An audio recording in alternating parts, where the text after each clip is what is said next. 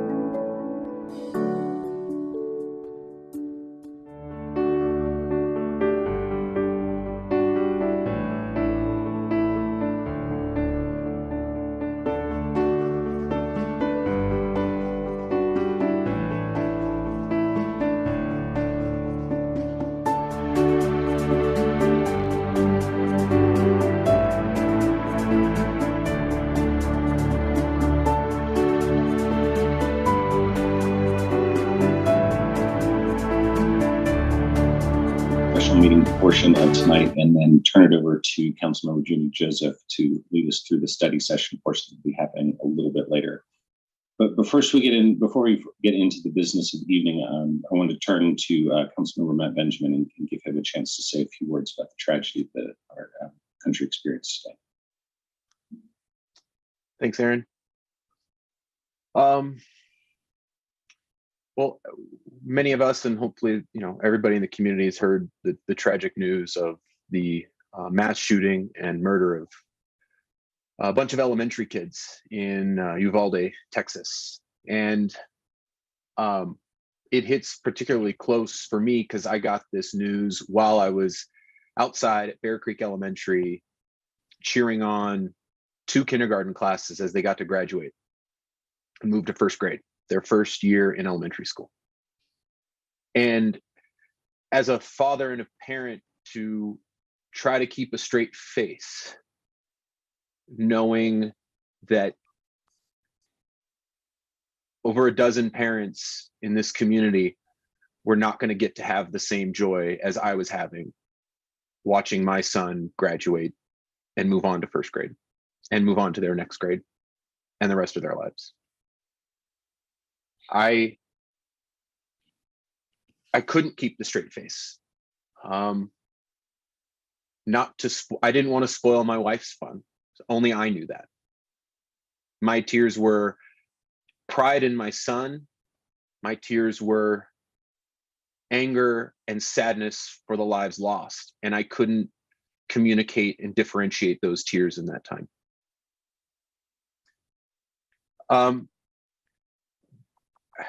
What are we doing? As Senator Chris Murphy from Connecticut said, we'll talk about what we're doing later, but that's not really the point right now. The point is to sit in the grief and to recognize and acknowledge the rage that comes with yet another mass shooting, senseless loss of life on the heels of Buffalo, our tragic shooting at King Soopers. It is a normal that cannot continue to be tolerated. I'm working through my rage, my tears, my grief. And I have a hard time thinking about the kids in our community and the fact that they have to live in fear. How do I explain this to a 6-year-old? How do the other parents in our community explain it to their kids? I don't have good answers for that. And I trust that parents will find the right way and the right tone to do that.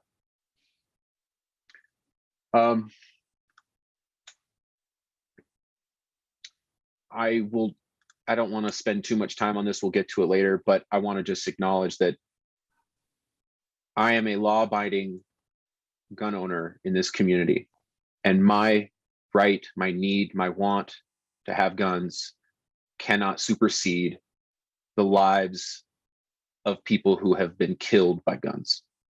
It can't, and it won't.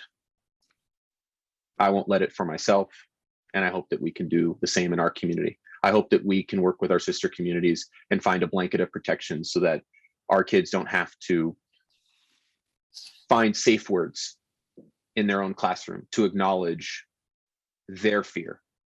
They don't have to hide in closets for 5 minutes as they practice having a shooter in their school. I hope we can do that. I hope we can. We have an opportunity to choose to take action and not sit on our hands. And I'm proud of every single one of us that's choosing to take that action. I'm proud of this community for supporting this action that we're going to take. But most importantly, I think we should sit in the grief and the rage and not let it just blow by for the next one. It's okay to feel that way. And it's okay to talk to someone about it. It's okay to cry. It's okay to yell and scream and yell bad language. It's okay. I'm doing it. So anyway, that's what I wanted to just say is we're with everybody in Uvalde, Texas, and yet another senseless shooting. And I can't fathom losing my own child or children. And yet there's over a dozen parents that are doing that right now. So anyway, thanks for the opportunity to say that and to talk to our community. Thank you for those moving words, Matt. The hearts of all of us go out to those mourning tonight in Boulder. Did anyone else have a word here? Nicole, if you'd like to go ahead.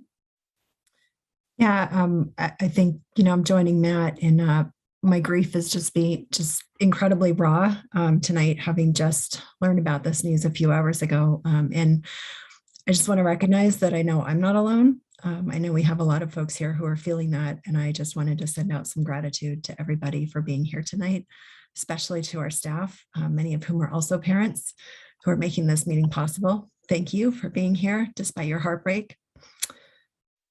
And thank you especially for being here tonight at this meeting to make this meeting possible. Thanks for helping our community fight back against what seems to be a plague of calculated cruelty and greed. I really am grateful for your effort to be here tonight. Thanks for that, Nicole. Seeing no other hands, I will move us into the business portion of the meeting, but I will just remind anyone who's struggling with grief and needs help that the Boulder Strong Resource Center continues to be open every single day on Baseline Road. So please go there and take advantage of those resources if you need them. Okay, we have a couple of announcements here at the beginning. So I'll start with those. The first one is about COVID-19 vaccinations. For testing, to find information on provider locations for free COVID-19 testing, go to www.boco.org/COVID testing. The Boulder site for that is 2445 Stasio Drive, open 7 days a week from 8 a.m. to 6 p.m. And for vaccine information and provider locations, you can go to www.boco.org/COVID vaccine. And our other announcement is about celebrating safely during graduation. Many young people in our community are graduating or have graduated recently. With graduation parties to look forward to, we wanted to remind you new grads to celebrate safely and never drink and drive. Choose a safe way to get home instead of getting behind the wheel when intoxicated. Get an Uber or a Lyft, call a family or a friend, family member or a friend to pick you up, or take the bus. You could download the transit app for real-time info. And by celebrating safely, you can help our community reach our Vision Zero goals of 0 deaths and zero serious injuries on our streets. And I'd just like to say thank you to Councilmember Rachel Friend, as well as BDSD board member Nicole Rodgers-Paul for writing an editorial on the subject. It was very well put together. I appreciate you doing that. And congratulations to the class of 2022. Okay, Alicia, can we do the roll call now and get the official portion of the meeting started? Yes, sir. Thank you. And good evening, everyone. Councilmember Benjamin. Here. Mayor Brockett. Present. Councilmember Folkerts. Present.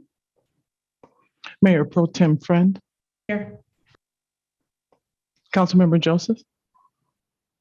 Present. Spear. Present. Wallach. Present. Weiner. Here. And Yates. Present. Mayor, we have our quorum. Thank you for that, Alicia. Okay, if I could get a motion to amend the agenda, please. We're hoping to add 2 items. Item 1B, which is a declaration for a queer asterisk birthday presented by Councilmember Spear. And item 3A, a discussion on virtual versus hybrid council meetings during times of medium COVID risk. So motioned. Second. Motion and segment. All in favor, we do roll show of hands. Okay, that's unanimous. The agenda is duly amended. So we'll now go into item 1A, which is a Pride Month awareness declaration presented by Councilmember Spear. Thanks, Aaron. I've been working on finding a little bit of joy to bring forward to this, because this is Pride is a joyful month. More than 50 years ago, patrons and supporters of the Stonewall Inn in New York City resisted police harassment that had become all too common for members of the lesbian, gay, bisexual, transgender, and queer LGBTQ+ community. Out of this resistance, the LGBTQ plus rights movement in America was born. During LGBTQ plus Pride Month, we commemorate the events of June 1969 and commit to achieving equal justice under law for LGBTQ plus Americans. Boulder has a diverse LGBTQ plus community that includes people of many ethnicities, religions, and professions, and we consider diversity to be a societal asset that enhances and enriches the lives of all community members. LGBTQ plus Americans have made and continue to make great and lasting contributions to strengthen the fabric of our community. Furthermore, the fight for dignity and equality for LGBTQ plus people is demonstrated in the tireless dedication of advocates and allies who strive to make this a more inclusive society. Despite ongoing efforts to support the health and safety of LGBTQ plus community members, just last year, 375 people were murdered for being transgender LGBTQ plus Americans. LGBTQ plus Americans are not legally protected from discrimination in 29 states. And everyday children and young adults are rejected by their families because of who they are or who they love. Moreover, LGBTQ plus people of color experience additional disparities in violence and discrimination. Data from the Center for American Progress shows LGBTQ plus people of color reported experiencing some form of discrimination at a rate 12 percentage points higher than white LGBTQ plus respondents. Since 2013, nearly 2/3 of fatal violence toward transgender and gender nonconforming people involved a gun, and the overwhelming majority of those victims were Black women under the age of 30. As our city celebrates Pride this month, we recognize we must do better to support our LGBTQ plus community members. As we continue to experience impacts from the COVID-19 pandemic, we also recognize the resilience of our community members who came together and contributed to greater safety in this time of need. These individuals led by practicing appropriate distancing and hygiene, volunteering at testing and vaccine clinics, donating to charitable causes, working to transition events and operations to virtual formats to keep services going and our community connected, absorbing unanticipated childcare needs, and so much more. The City of Boulder honors its commitment to the promotion and protection of the human rights of LGBTQ plus community members and stands hand in hand with them in the continued fight for full equality. We, the City Council of the City of Boulder, Colorado, declare June 2022 as Pride Month and urge all residents to respect and honor the diversity in our community, to celebrate and continue building a culture of inclusiveness and acceptance. Thank you for that, Nicole. And I believe we have Marty Moore from out Boulder County here to receive the declaration. Welcome, Marty. Thank you. My name is Marty Moore. My pronouns are she, her, and hers, and I have the great privilege of being the executive director at out Boulder County. Nicole and Council Member Spear, I should say, and the rest of the council. Thank you so much for once again proclaiming June as Pride Month in the city of Boulder. I'm so appreciative to so many people on this call, staff and council, who every time we say maybe we ought to change this for better inclusion, steps are taken. I couldn't think of a better place to live and a better council. No matter what political side we fall on, we seem to all agree on a few things. And one of them is the health and the safety of our community. And I certainly appreciate that. Matt and Nicole, thanks for your words. I will say that I wasn't planning on saying this, but we moved into this beautiful new building, and as soon as we signed the papers, the next person who came in was the City of Boulder police person, Mitch, to walk us through our safe rooms and to find out what locks to put on our doors. Because the LGBTQ community, as in your proclamation, is a targeted population in today's world. And so I personally appreciate the time and effort you're putting in the study session that's coming up and all the work you do to keep our community safer while you two struggle with all we have to struggle with. So thank you. And I would also say, I'd like to say happy birthday to Clear Asterix. Hi, Chris. Thank you. Thanks so much for that, Marty. And we should mention that we have the Rainbows Over Boulder flag raising. That's believe that's June 1st at noon. Do I have that right? On the Pearl Street Mall? Yes, thank you, Mayor Brockett. We do. And also to the employees who are repainting the crosswalks in rainbow colors and redoing the thing on the west end, the flag on the west end of Pearl. And also, I understand there are rainbow colors, the flowers painted that are all over the mall. So City of Boulder staff from beginning to end have been fantastic each June. And thank you. We hope you'll all attend. I'm hoping, I think, Councilmember Spear and Councilmember Yates will be there with us that day. Wonderful. Should be a great event. Okay, thanks so much. So we now have another declaration. So Nicole, if you want to take us to Queer Asterisk's birthday. Thank you, Mayor. Queer Asterisk is a local nonprofit that provides mental health services and community programs in the city of Boulder, and June 4th marks their 6th birthday. Since their inception, they've made numerous contributions and achievements.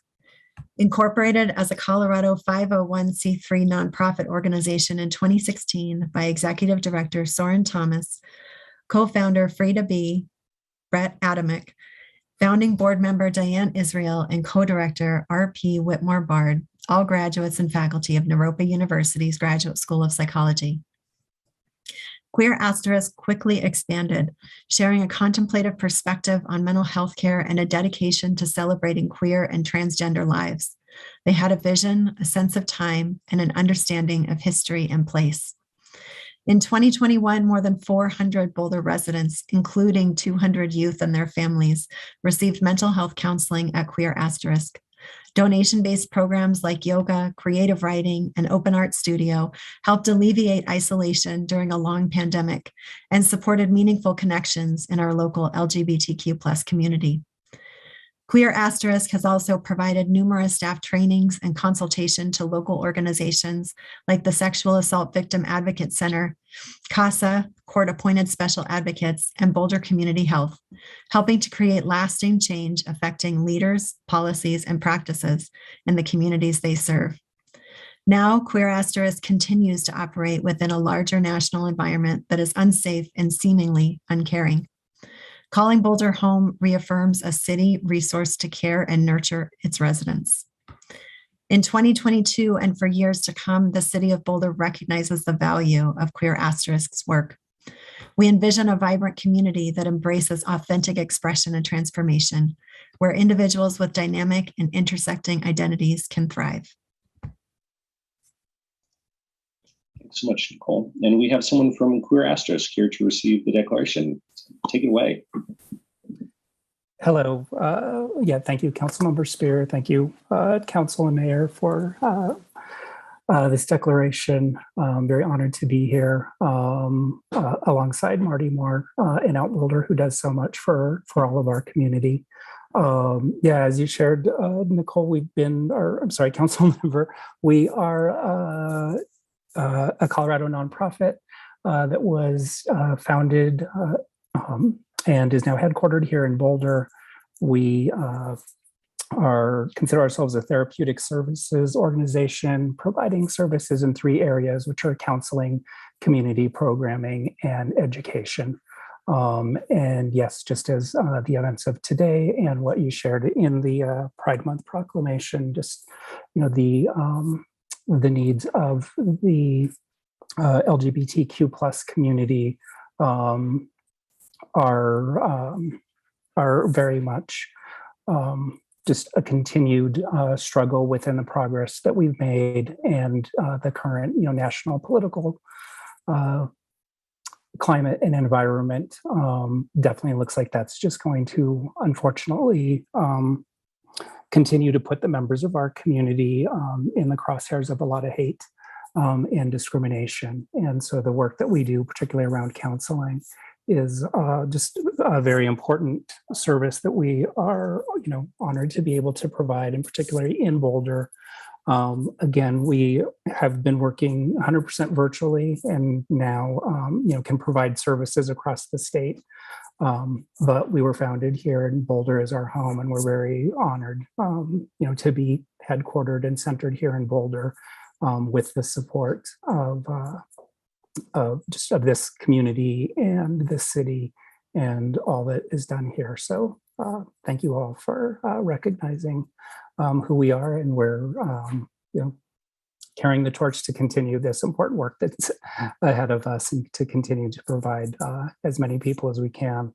And as well, I think for City Council, you have also supported us in the over the past 3 years through the Health Services Fund, through approving grant work for us that does also, provide free and low cost care to folks who can't otherwise afford it. So thank you as well for helping us to continue that work. Thank you, and happy birthday and congratulations again. Yes, thank you. Take care. Okay, well, now we're moving on to, bye, Marty. Have a good night. Great to have you here. Thank you. Thanks for your service. Bye. Bye. Okay, Alicia, can you take us into our consent agenda, please? Yes, sir, of course. On tonight's agenda, under the consent agenda, we have item 2A, the consideration of the following proposed ordinances related to firearm restrictions in the city of Boulder. We have the continued first reading and consideration of a motion to order published by title only, Ordinance 8494, amending Chapter 5, General Offenses of the BRC 1981, repealing Ordinances 8245 and 8259, banning the sale and possession of assault weapons, large capacity magazines, and rapid fire trigger activators, raising the age to purchase firearms, amending Section 5-2-26, Matters of Local and Mixed Concern, BRC 1981, and adding a new Section 5-8-42, Severability, BRC 1981, and setting forth related details. And Alicia, I apologize for interrupting, but there are so many of them. Do you think we could just list the ordinance numbers for the rest? of course, sir, yes. Thank you so much. Right. Next, we have and/or the continued first reading and consideration of Ordinance 8525, and/or the continued first reading and consideration of a motion to order published by title Ordinance 8526, and/or continued first reading and consideration of a motion for 8527, and/or the continued first reading and consideration of a motion for Ordinance 8528, and/or the continued first reading and consideration of a motion for Ordinance 8529. Thank you so much for that. And just a reminder, this is a continued hearing from first reading where we asked staff to make a few changes based on our feedback. They did so, and so just let us know if you have any questions or comments about those revisions that staff has made. Babas, you got a hand? Yeah, if my colleagues don't have any questions, I was going to make a motion if that's okay. Please. Let me make sure to get all the ordinance numbers right here. I move the following 6 ordinances on first reading, published by title only. Ordinance 8494, 8525, 8526, 8527, 8528, and 8529. Thanks. Do we have a second? Second. Good. Any comments before we vote on that motion? I just, it's obviously both painful and poignant that we're passing this tonight, of all nights. But I'm proud that we are, and I know we're doing the right thing for our community and for our families. Thank you. I'll add in that I'm also proud that we're moving this forward and doing what we can locally about the scourge of gun violence in our society. So thanks for everybody's work on this. This is a show of hands, I believe, Felicia? That is correct, sir. Great. All those in favor, please raise your hand. Okay, that is unanimous. And that is passed. Great. Okay, so now we move on to item 3A. You want to tell us about that? Yes, sir. Item 3 is matters from the city manager. 3A is the discussion on virtual versus hybrid council meetings during time of medium COVID risk. Great. And who's going to take us into this? I think that will be me. Good evening, council members. I am here on behalf of Nuria Rivera Vandermeid, our city manager, tonight, and I also get the pleasure of presenting this item. And if Emily, if you can pull up slides for me here real quick, we're going to make this one fairly quick. We wanted to have a discussion around council meetings in the times of medium COVID risk. So if we can go to the next slide, what we really want to cover quickly is kind of current state data, what that means in terms of city operations, and then specifically 2 questions for council on the meeting approach and any updates that you'd like. So if we go to the next slide, this will show really the COVID-19 community levels chart that the CDC has published, and based on our current county data, at roughly 350 cases per 100,000, that put us into the medium level of community risk, or yellow. And also hospital admissions are kind of creeping up based on our current percentage of about 8.1%. So if we go to the next slide, and we shared this in a hotline with council, for city operations, we've put together a very simple chart kind of describing what do our operations look like at the various COVID community risk levels. And under this medium level, our office-based workers move into a kind of hybrid optional posture where our facilities will remain open to the public. All of our customer service centers are still open and available, but we'll have less staff in the offices, more staff working from home. Of course, our field-based work continues in person. We're going to talk about council meetings here in a second. And then recognizing that there is a slightly elevated risk of gathering lots of people, our community engagement or public engagement would be either virtual or outdoor only. And then masking is recommended indoors and required for any of our unvaccinated employees. For council and board meetings, under level green or low, the council meetings would be hybrid, meaning in person and folks participating virtually with the public having that same opportunity. In level yellow, we anticipate that the public would be virtual, but we'd like to understand what council's desire is related to council or staff being hybrid in person. So if we go to the next slide, that'll get us really to our 2 questions for council tonight. The first one is, how do you want to approach meetings in level yellow? And we have kind of 3 options outlined, which is option A, council staff and the public are all virtual, like we're doing tonight. The second option would be council and staff are hybrid, meaning hybrid in the room, like we were starting to work towards with the public virtual. Or the last would be an option where council staff and public is all hybrid with then personal mitigation measures such as masking encouraged for folks. And then the second question we have for council tonight is just whether you would like a more formal update from Boulder County Public Health now that we've entered level yellow. So with that, we're happy to hear your discussion. Who'd like to kick us off? Mark? Well, as at least 5 of us have experienced COVID, which is no guarantee that we won't experience COVID again, it seems to me to be most prudent to go virtual for our meetings, at least for the moment. I don't think anybody finds that desirable or preferable, unless you just like wearing shorts to the meeting.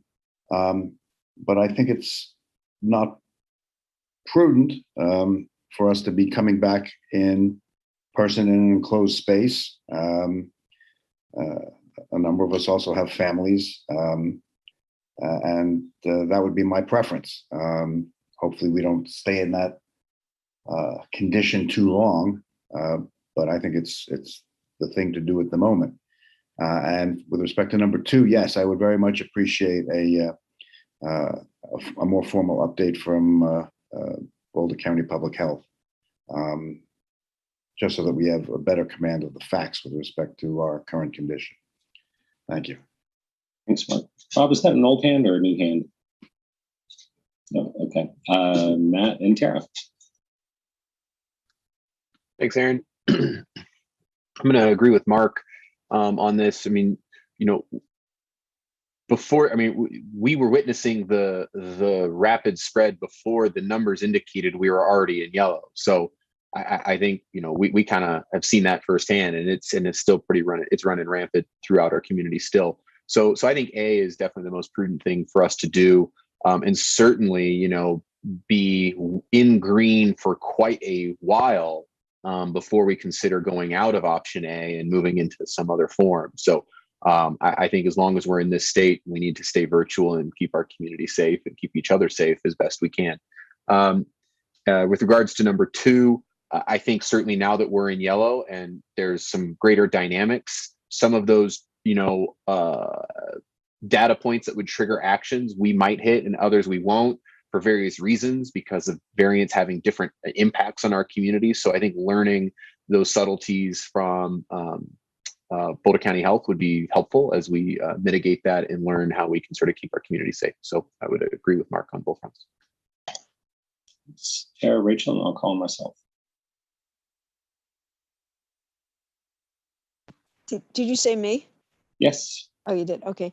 I agree with Mark and with Matt, and I also want to add that for me, it's better to see people's faces on council than it is to be masked where we can't see each other's thoughts, feelings, and emotions except our eyes. So I am going to say that I'd rather it be virtual. I know it's hard on the public, but it is definitely safer. Rachel? I probably would go B with masks, but won't push that because I know that that's not where the majority are. I do think there's value to being in person and making decisions, not looking at the screen. And then I probably would not vote to have a formal update at this point. Thanks. Thanks. Well, as somebody who got COVID in this last round and has still not recovered from it almost 3 weeks later, I'll go with A so that we can avoid any transmission there. And you know, maybe hopefully we'll be out of the yellow by the time we come back from recess this summer and we can get back to in person by that time. I'm fine having Boulder County Public Health come and talk to us. It's always interesting when they do so. Lauren, and then we don't all need to talk if we're getting kind of towards the majority of A and A and B, but go ahead. Don't. Thank you. Yeah, I feel a lot of those concerns as well.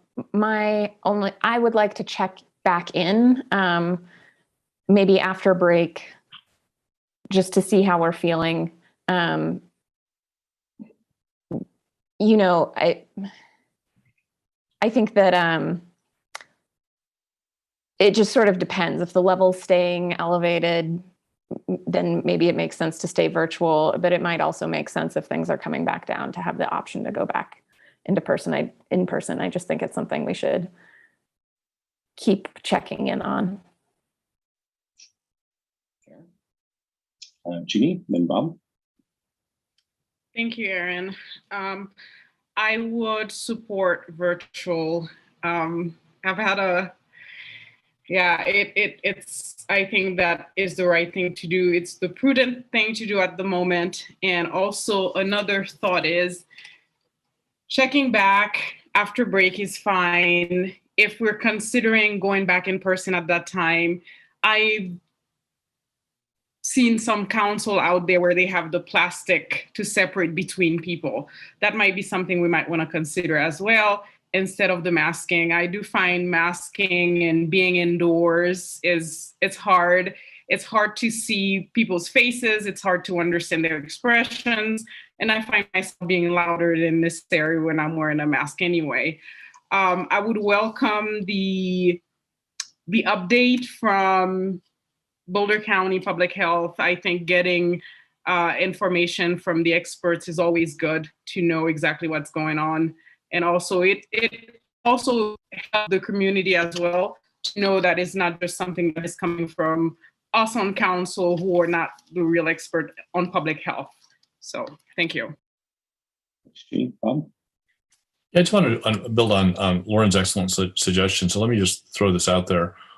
Subject to their availability, what would you all think about having Boulder County Public Health come in maybe on June 14th, which is our second to last meeting before the break, and then having this discussion again on June 21st, which is our last meeting before the break. So we'll be armed with whatever Boulder County Public Health tells us, and having to check in on the 21st, which is about a month from now. And if things are still where they are right now or worse, then obviously it becomes pretty obvious. But if things are improving and we can see the horizon to the first meeting in July, which is not until July 14th, that will allow staff and us to prepare for potentially a live meeting. And so rather than waiting till after the break is over and having a virtual meeting as our first meeting in mid-July, perhaps we could check in on the 21st of June. Just a suggestion. I like what Lauren said there.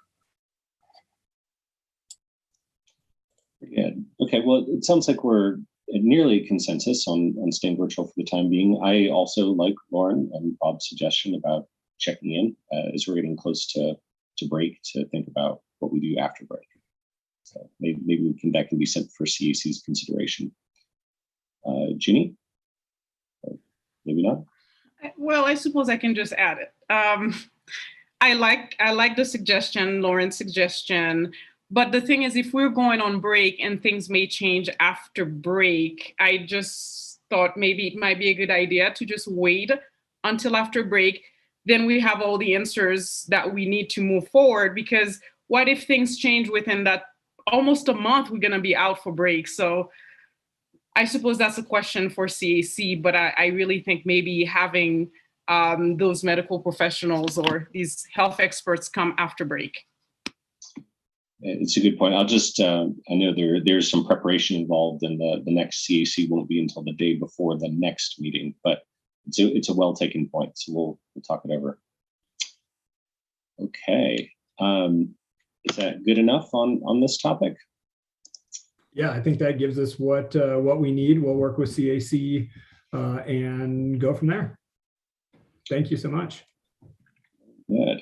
All right. Well, I am now going to adjourn our special meeting and then hand it over to Junie to run our study session. So this special meeting on May 24, 2022 is over at 6:38 p.m. Take it away, Junie.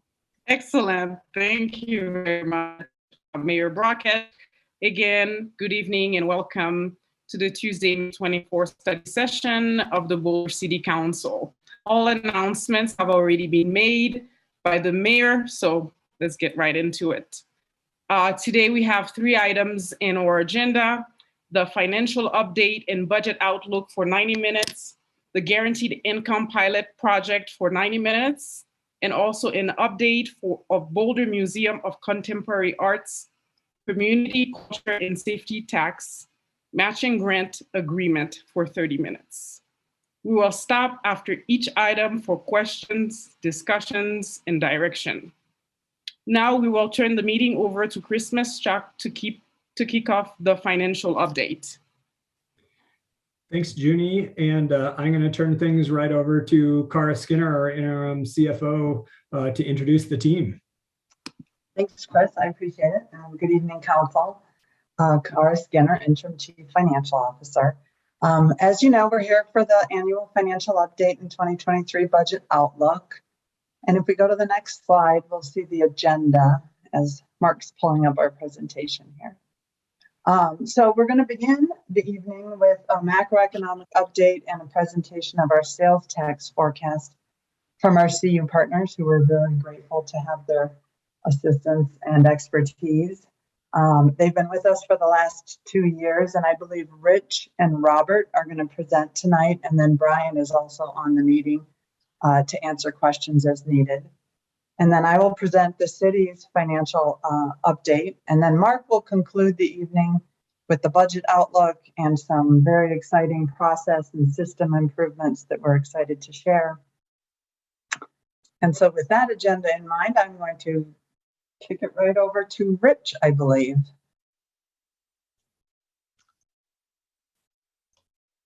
And yes, and thank you so much. And before I start, I want to give a shout out to the council members who said nice things at the CU graduation about me. I appreciate that, and especially in front of the people who pay my salary. So thank you for those kind words.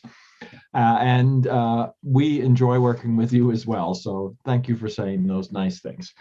So with that, if we could move to the next slide.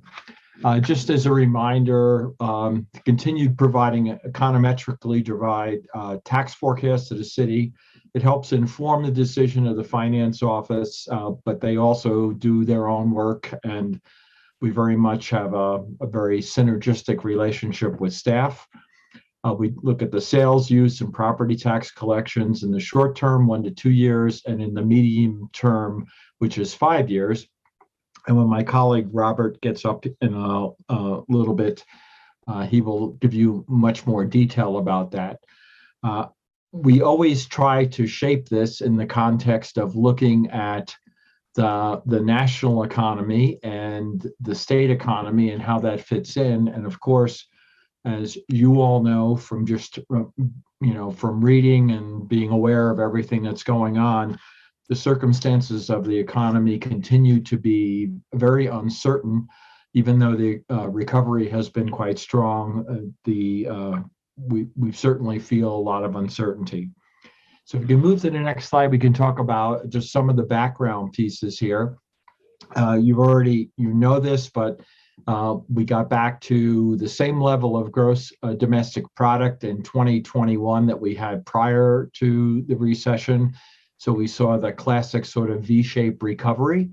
And just as a quick highlight or reminder, the bottom box over there in that little breakout is consumption. And consumption is, roughly 70% of GDP. So when you're looking at,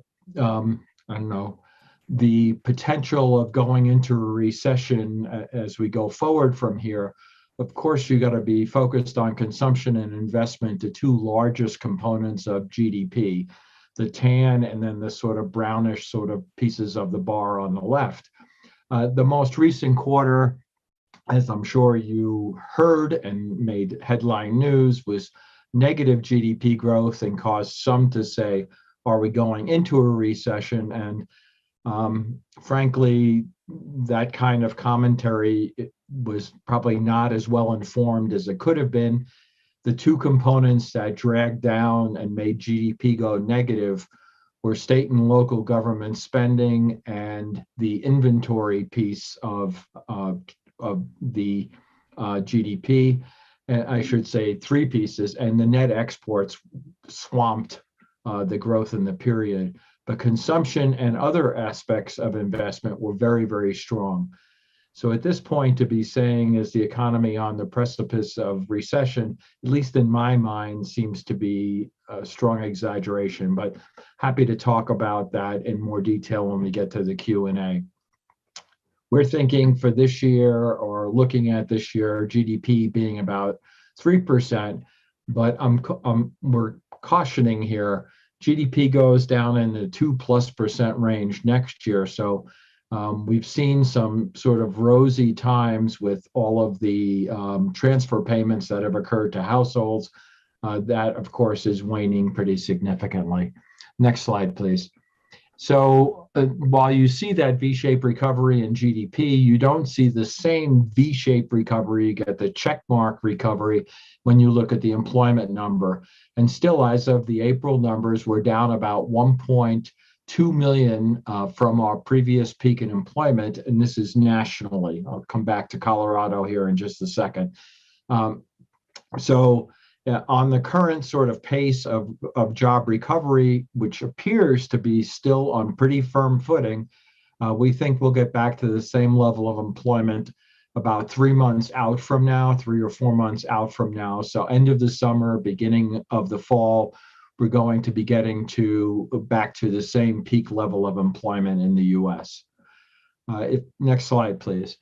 So as we look at this, it has been dramatic. I received a couple of pretty negative emails from people when I was quoted saying, stimulus worked. I mean, you have to look at this and say it worked. When you look at what happened in 2008 and you look at the other recessions, I mean, we've had a really dramatic recovery from a catastrophic event. That doesn't mean there haven't been negative, sort of sidebars, the inflation and other things. And I talk about those all the time or speak to those all the time. But at this point, nationally, we're down 0.8%. If you can sort of scan down on this graphic, we were just at the lowest point in the 2008 recession at this far out. And here we are, 2 years out, and we're looking to be back to the same level of employment in just a few months. So the recovery from this recession has been so much more dramatic than the 2008 and even the 2001, both of those being sort of jobless in the sense that it took a long time to recover the jobs. Next slide, please. So in terms of looking at the employment recovery, we've talked about this in the past, and I know you're well informed on this topic. The recession hit different groups of people very differently, hit lower income employees much more heavily than high income people who could telecommute to their jobs and so on. It hit different regions of the country differently. And we're fortunate in the sense that Colorado is one of the states that has gotten back to pre-recession employment levels. We're 13th in employment growth year over year. We were the 12th/13th state to get back to the same level of employment. So at this point, Colorado, we're not a top 10 state, but we're a very, very strong state. You can see the dark brown states on this particular graphic, Montana, Idaho, and Utah with the strongest growth rates.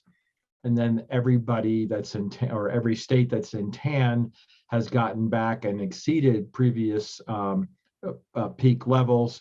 But you can also see a number of states struggling and are below and significantly below, in some cases, previous levels of employment. So really have a geographic lack of equity as well.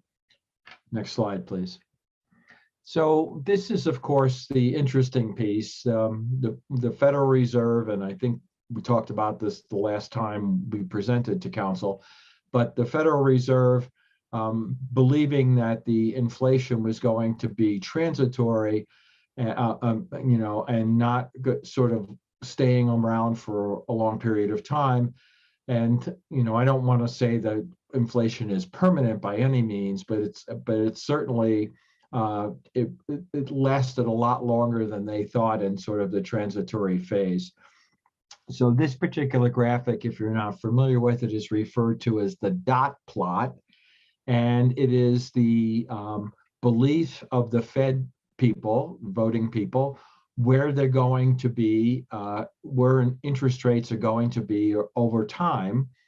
And if you start at the very bottom, back at the September 2021 meeting, when they did their dot plot, they were suggesting that in 2022, where we are now, that rates would be somewhere around 0.5% if you were to average all those dots out. Then by the time December rolled around and they realized it wasn't quite as transitory as they thought it was going to be, that number had risen. Those are the red dots that you see for this year, next year, and 2024. But you can see that the dots had risen to a little under 1% on average. And then in the March meeting, when things persisted quite a bit longer, the numbers moved up to numbers that are suggesting that the rates this year are going to be somewhere around 1.75%, by the end of the year, just under 2% on average. Even though you see one outlier way at the top, one of the people's suggesting they could go up over 3%. And of course, you've heard a lot from Chairman Powell, and we've already seen a big rate jump already, because in my mind, the reason for that is that not just inflation is high, but they're worried that the inflation is going to turn into what they call a wage price spiral. That if continued workers keep seeing continued high inflation, They're going to be demanding higher and higher wages, and then those higher wages translate into higher prices and become, a continuing spiral in an upward direction. So they're trying to get their arms around this and slow this down. They certainly can be effective in terms of slowing down demand in the economy, but they can't fix the supply chain issues, which are continuing to persist, although at a somewhat, albeit a slower pace, if you will. Next slide, please. So this is what consensus people, including people like myself, have been saying every time they ask us where inflation rates are going to be. In May, we're saying, oh, they peaked. And then in July, we said, oh, they peaked. And then in October, oh, they peaked. December, they peaked. You can see each time the consensus comes out, there's a higher and higher number.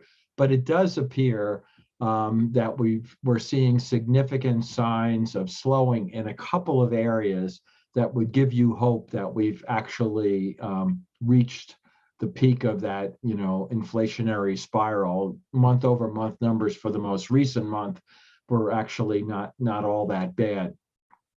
We are lagging a little bit on the right-hand side with the data because we don't get the data at the Denver, Aurora, Lakewood level, which is the Colorado proxy, every month. So to be consistent, we kept this in the same monthly period.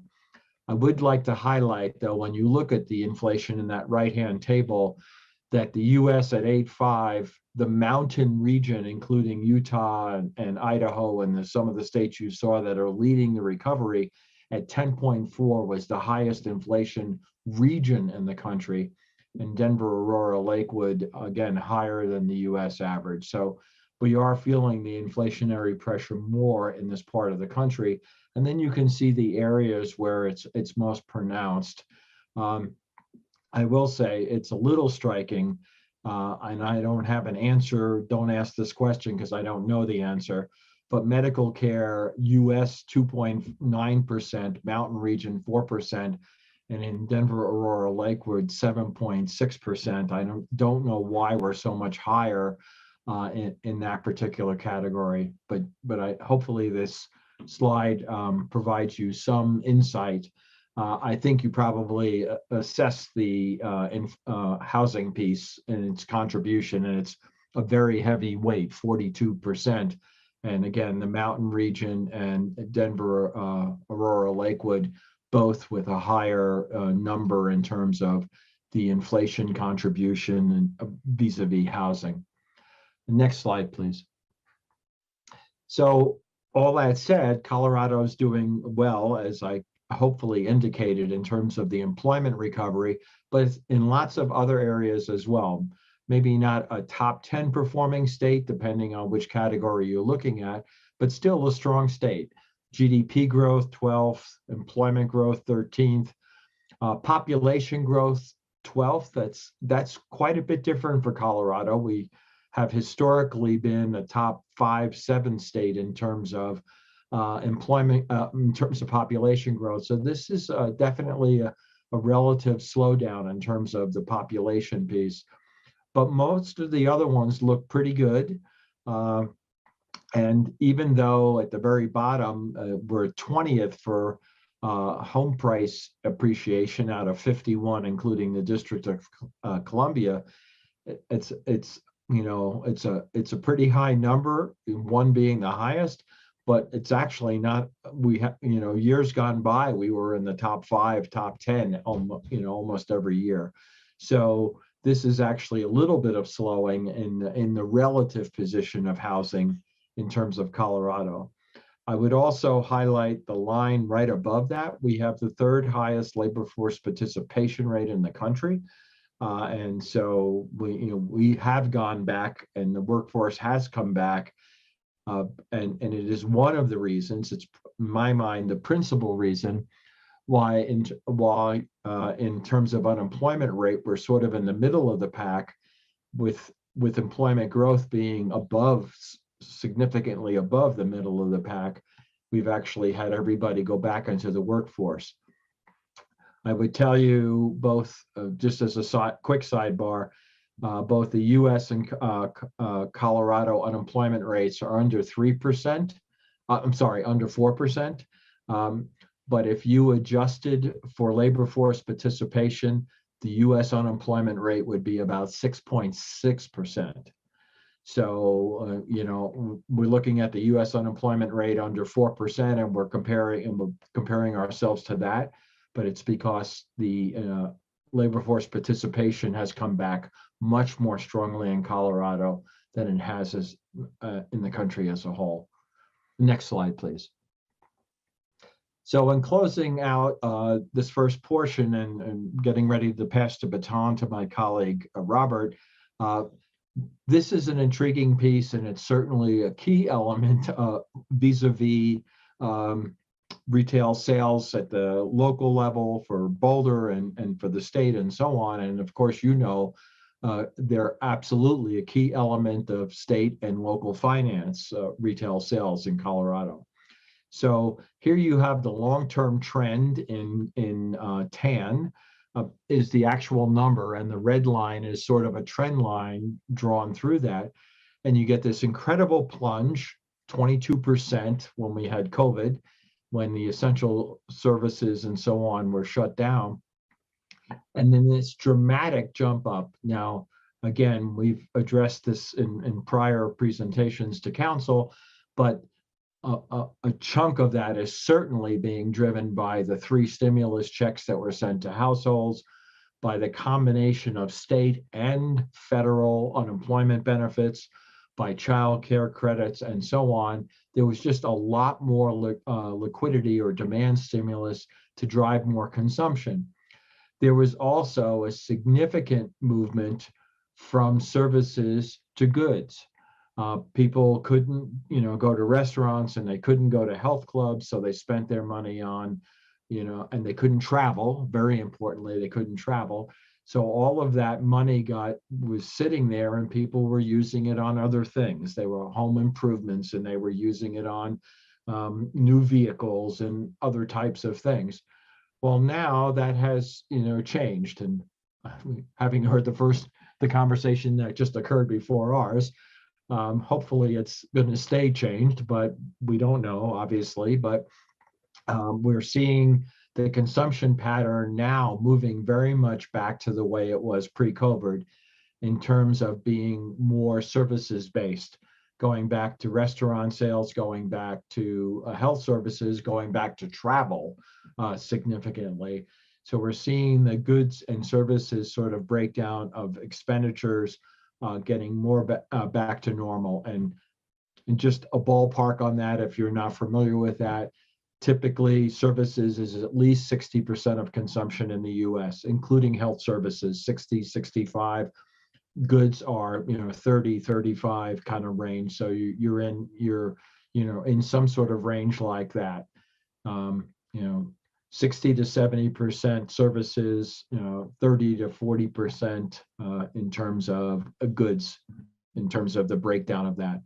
So it varies a little bit over time, but not tremendously. And now we're going back to sort of pre-COVID distribution in terms of those expenditures. So what you see over on the far right-hand side is sort of the confusion that's there. We have this dramatic increase in terms of retail sales. Is it a new trajectory like the red line that's much more upward sloping? Did we have a shift that occurred to the sort of green line?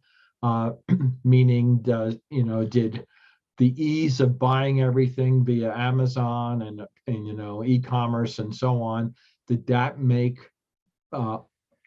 Americans as a whole, or U.S. citizens or U.S. people as a whole, more consumption oriented? Or is this something that's temporary, and then after everything calms down, we'll go back to the old, trend line?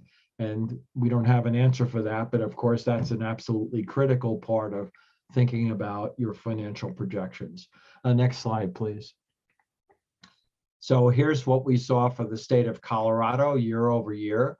17.5% through April, a tremendous increase. And as you can see, the same sort of upward trajectory that you saw on the previous slide, very steep upward trajectory. But we did see at the city and county level fairly different results based on the composition of industry. And what do I mean by that? Whether people had to physically be there or whether they could do more telecommuting like they can in a lot of the industries in Boulder. The reliance on tourism is part of the retail sales mix or the sales tax collections. Commuters in and out. If you're, more people commuting or not commuting, the retail mix, big box versus Main Street, the amount of actual physical development that was occurring in these different communities, and the population growth. So we're working with, 5 entities at this point doing this work, and it varies greatly in these different entities, these different pieces, and also the other entities that we're looking at when we're trying to make these comparisons. The next slide, please. So this shows the net taxable sales increases by county, and you can see Teller and Douglas, over on the left-hand side. This is 2 years of growth, so 40% plus at Teller County over 2 years, using the complete years of 2019 and the complete year data of 2021. So you're getting 2 years worth of data. And you can see all the way on the right-hand side, Denver, which has had about 2% of increase over a 2-year period, with people not returning to the offices in downtown or at a very rapid rate, with the impact of the loss of the arts spending and so on. It's been a rough go in the downtown metro area. And that's not unusual for metro areas in the US, that they're under this sort of duress. And you can see Boulder sort of in the middle. And again, based on the comments I made earlier on what's been affecting this the most, big box versus street level retail. We were just eating in downtown Boulder today, and we saw the same sort of thing. People aren't returning to the downtown office space, who's or not fully, who's supporting the downtown restaurants and so on. So with that, I think I'm coming up on passing the baton on this next slide to my colleague, Robert, and he's going to talk about the City of Boulder forecast. Thank you. Yes, thanks, Rich. Rich has provided the economic background, both at the national and state levels. And now I want to start off by talking about how we use that kind of information in our econometric model to produce the forecasts for Boulder, for the city of Boulder, and in Boulder tax revenues. So this all starts out with what's going on at the national level. And we take data from a variety of sources, as you see listed here, and most importantly from Moody's Analytics, which provides not just historical data in great detail, but also forecasts out, some of them fairly long, far out into the future. And those national economic indicators then drive in part what's happening to the Colorado economy. There is, however, as you'll see when I present some numbers, that there is some degree of independence. And of course, you've seen that already in Rich's presentation, showing how Colorado ranks across these different indicators compared to other, or relative to the nation as a whole. And so we've developed a model for the Colorado economy, which incorporates the interdependence between the key economic variables, such as employment and personal income, retail sales, and so on. And that model then drives a model for the Boulder economy and equations for Boulder use tax and sales tax revenues, and also property taxes as well. So next slide. And I should mention that Moody's provides several alternative forecasts or scenarios. And when we prepared the forecast for the city of Boulder, although we normally just go with the middle range or baseline forecast that Moody's presents, in this case, we thought that was a little too optimistic at the time that Moody's provided those scenarios. And we decided to use a somewhat more conservative projection at the national level to drive what's going on in the state. And so the forecast that you see here to begin with, the US economic assumptions here are based on this slightly conservative projections coming from Moody's. So just to highlight a couple of things, if you look in the last column, personal income, and you can see that in the current year, that's projected to drop, actually. A negative growth in personal income seems pretty unusual, but of course, that follows the really high growth in personal income that came because of the tremendous subsidies from the federal government, both the Trump and Biden administrations, in the various huge rescue packages. And so that, of course, has now passed, and it's consequently personal income at the national level is actually expected to decline a little. And the only other indicator that I really want to highlight here is inflation in the consumer prices column here. So 6.1% is what was projected at that time in this Moody's scenario, a little bit lower than the figure that Rich presented as the rate of inflation year to year up to this point in time. And so, but we'll see actually things will differ a little bit in Colorado. Let's go ahead and look at the next slide, because here you see, again, looking at the consumer prices column here, our projection for inflation in Colorado, and this of course is really in the front range, about 9%. So one illustration of the independence to some extent of the Colorado economy from the national economy, and this higher figure, then something to keep in mind as we go forward here and look at revenues soon. And notice also that personal income in 2022 is expected to be growing positively at 2.7%.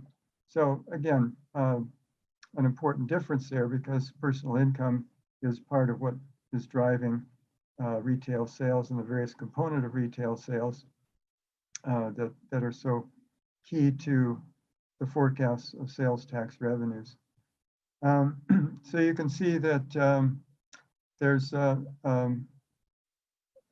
some modest slackening in 2023 with, with retail trade actually, in comparison to what was happening in 2021. So retail trade is growing modestly over these 2 years. But what we'll see is we've been focusing not on total retail trade as a key driver of our revenue forecast, but rather particular components. And you'll see that that's going to make quite a difference. Let's go to the next slide. So here, for example, this shows the various components of retail sales that we model separately and forecast. And these are our forecasted changes, percent changes for 2022 for the current year. And of course, you can see a really strong recovery in restaurant sales, growing by over 20%. Remarkably, grocery sales are still expected to be very strong. Now, of course, a good portion of that could simply be the increase in food prices. Now, remember that 9% inflation rate that we're expecting for the area here in the Front Range, and so we're all aware when we visit the grocery store that we're paying considerably higher prices for groceries. So a good part of that is actually inflation. And so another strong component is building materials. That's pretty remarkable, and that's been strong throughout the pandemic. Another item that I think is really interesting and of growing importance is this marketplace facilitator ordinance sales. So these are online sales, often through Amazon, but by third-party providers. And you can see that's grown pretty substantially as well. And it's going to become an increasingly important piece of municipal sales tax revenues going forward. Let's go on to the next one.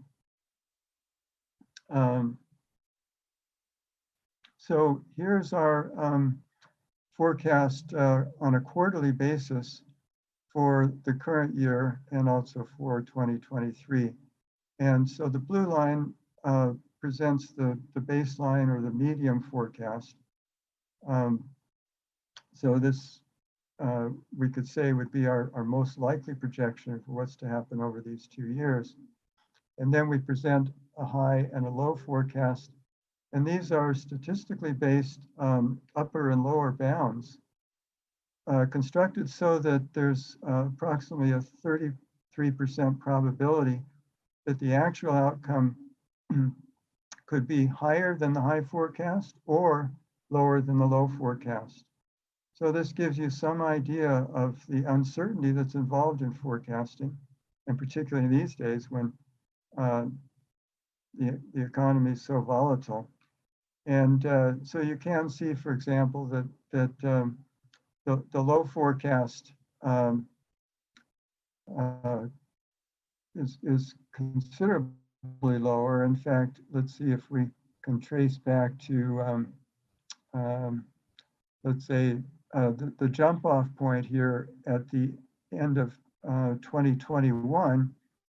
So you can see that the low forecast, which is not out of the question, is actually lower at the end of 2023 than it was at the beginning of our forecast period, the beginning of 2022, the current year.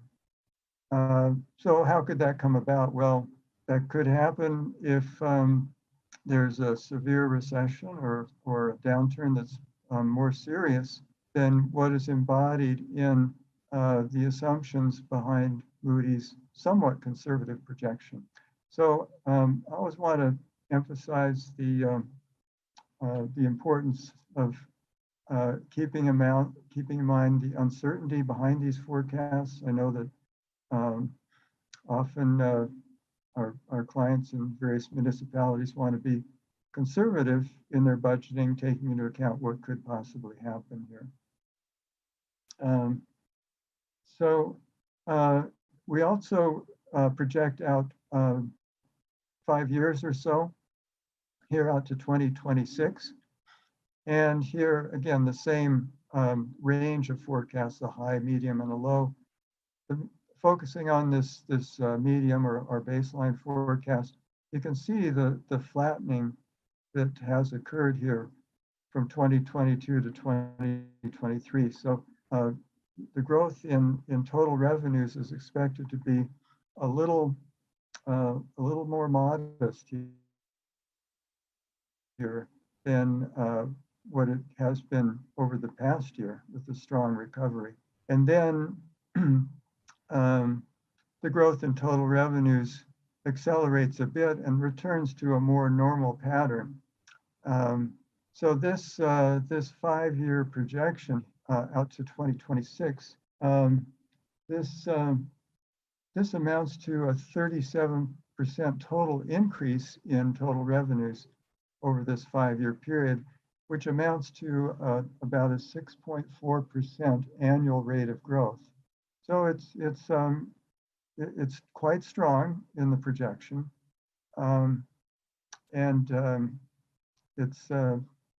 but again, with the caution that some negative indicators could arise, leading us to a lower outcome. And next slide, please.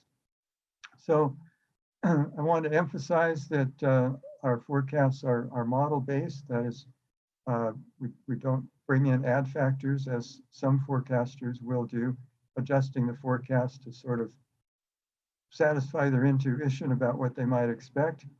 I've been emphasizing the uncertainty in the forecast, that the forecasts, our median forecast could be too high or too low.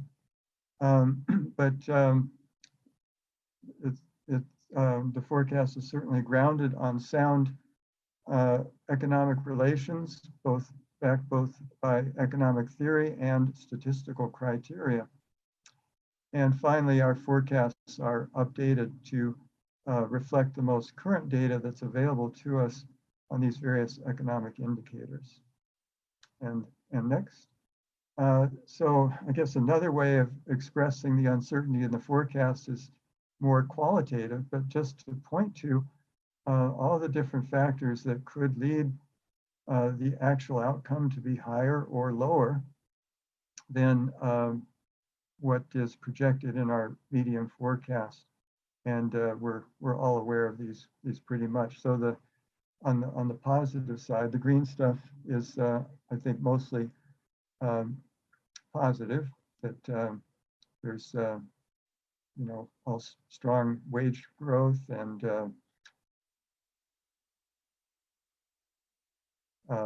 the advent of the vaccines that are protecting us from another outbreak, we hope, and so on. But at the same time, we're well aware of many of these negative aspects of the economy, and these could get worse. The conflict in Ukraine, supply chain issues, and so on. And then finally, just completely unknown in terms of how to incorporate the onset of another COVID variant. We would have no idea as economists what the possible nature of that new outbreak could be. So just to emphasize again, we're dealing in an era of great uncertainty here. And next.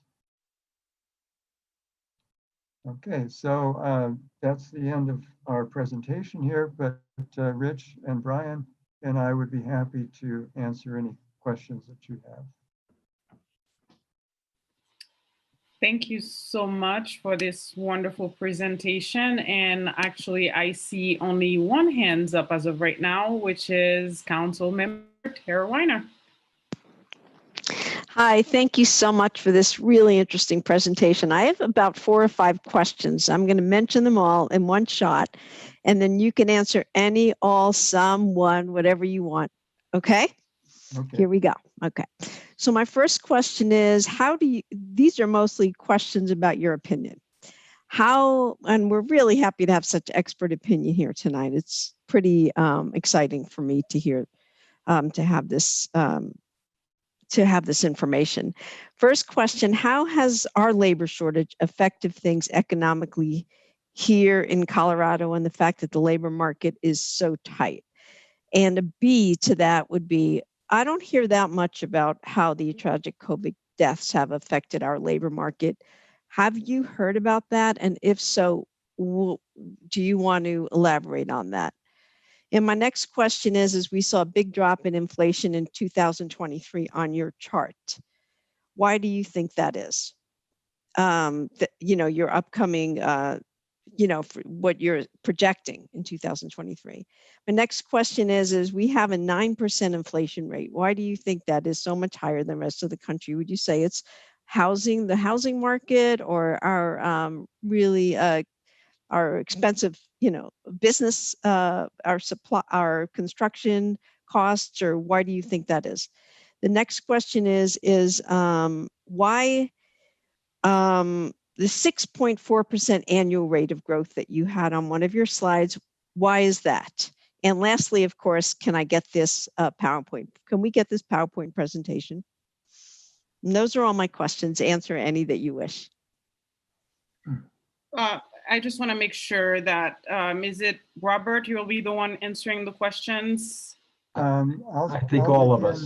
Yeah, I'll begin to answer some of them, and then call on Brian and Rich to help with some of the others. So one question, those are all really great questions.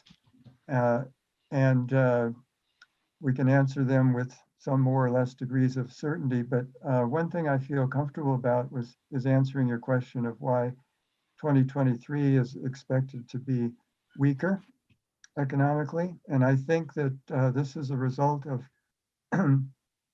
conditions that are being that are in place today, this year, that the restrictions on monetary policy imposed by the Federal Reserve, the raising of interest rates, their cutback in and ceasing to engage in what we previously called quantitative easing. So not so much halting their purchases of assets, which I think contributed substantially to the boom in the stock market. And now, of course, what we're seeing is with the cessation of that lax monetary policy, the stock market is really suffering. That has negative consequences for business expectations, which could cause them to cut back on investment activity, and that would contribute to the likelihood of a slump. And there's also sometimes argued to be a wealth effect that now households that were heavily in the stock market don't feel as rich as they did, well, 6 months ago, let's say. Of course, in addition, we have now the cessation of these expansionary fiscal policies, the huge rescue packages that were brought about in 2020 and 2021. And of course, that we see has resulted in the much lower, or even at the national level, decline in personal income. And that's in the current year. But there, I think there's likely to be a lag in the impact that has on consumption expenditures, because households had accumulated pretty high savings on average, where they were able to set aside some of these subsidies that were passed on by the federal government. So that's no longer in play. I mean, their savings is still there, and that's going to sustain consumption activity through the current year, but probably not into 2023. And then on top of that, we have the war in the Ukraine, with the impact that's having on all sorts of supply chain issues. So I think that's really altogether resulting in a likely weakness in the economy, but with some lag. So really impacting us in 2023. Yeah, let me stop with that one. I guess another one I could talk about a bit is why higher inflation. So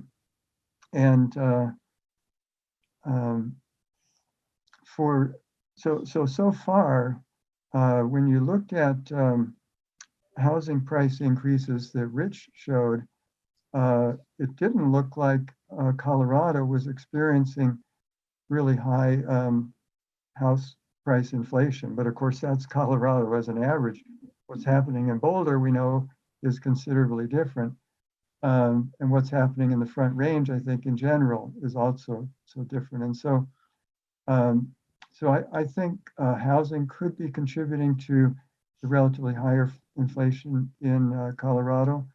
I also think that our forecast of Colorado inflation coming out of our model is more accurate than the Moody's forecast of national inflation. I think the Moody's forecast of national inflation is too low. It's and I suppose another thing that's driving our higher inflation here in Colorado is the really tight labor market. That we have really high labor force participation, as Rich mentioned, and so there's not much opportunity for drawing more people into the workforce, and so the consequence is going to be higher wages, which seems like a good thing, unless we get that feeding into higher prices as well. So those are a few of the things that I think can account for that. So let me ask either Brian or Rich to talk about your other two questions. I don't know if there were two or three. So let me start with the easy one. Yes, you can have a copy of the presentation. So we could just check that one off. Of course you can. And we're happy to share that with you. The 6.4% question, I didn't quite get. That was number 4. And maybe, Robert, you might want to look at your slide of what was being referred to there. The housing inflation, the inflation question you already addressed. I definitely think some of it's housing, but some of it's like things like the medical, and it's being driven by services. So the hot growth areas in the western part of the U.S., there's just such a tight labor force, and that seems to be driving up. Some people want to attribute it to minimum wage. I'm not in that boat yet. Yes, we do have a minimum wage, and yes, in certain categories, it's driving up wages. But as you know, in the vast majority of the Front Range, there's lots of places that are paying above minimum wage, even lower, quote, lower wage jobs that you would think would be minimum wage or not minimum wage. So I don't really think it's the minimum wage thing that's driving it up. I think it's just the tightness of demand on a lot of things that's really driving it up. Robert did, I think, a really nice job of describing the drop in 2023. It's basically saying that the Fed policy works and that the economy really slows down. The question is, does the economy really slow down, or does the economy go in a recession next year? I mean, that's the part we could be debating if we want to debate. Going to your first question, which I really liked, the labor shortage. So there's a myriad of reasons here, and I don't know that we've isolated, not just we, but people who study this have isolated this.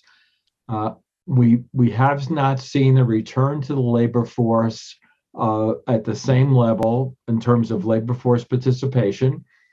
In 2008, we did. People's retirement accounts and financial assets got hit hard. Their housing prices were decimated, and in a number of cases, they lost their homes. This time around, their housing prices escalated, their portfolios escalated for a period of time, so they didn't need to come back into the workforce. And COVID set off a mental thing, at least in my mind. I heard this from my colleagues who retired, like, life's too short. I'm not going to live through this again. I'm going to enjoy my life while I can enjoy my life. But that said, the more recent downturn in the stock market and retirement accounts may trigger a number of those people to come back in.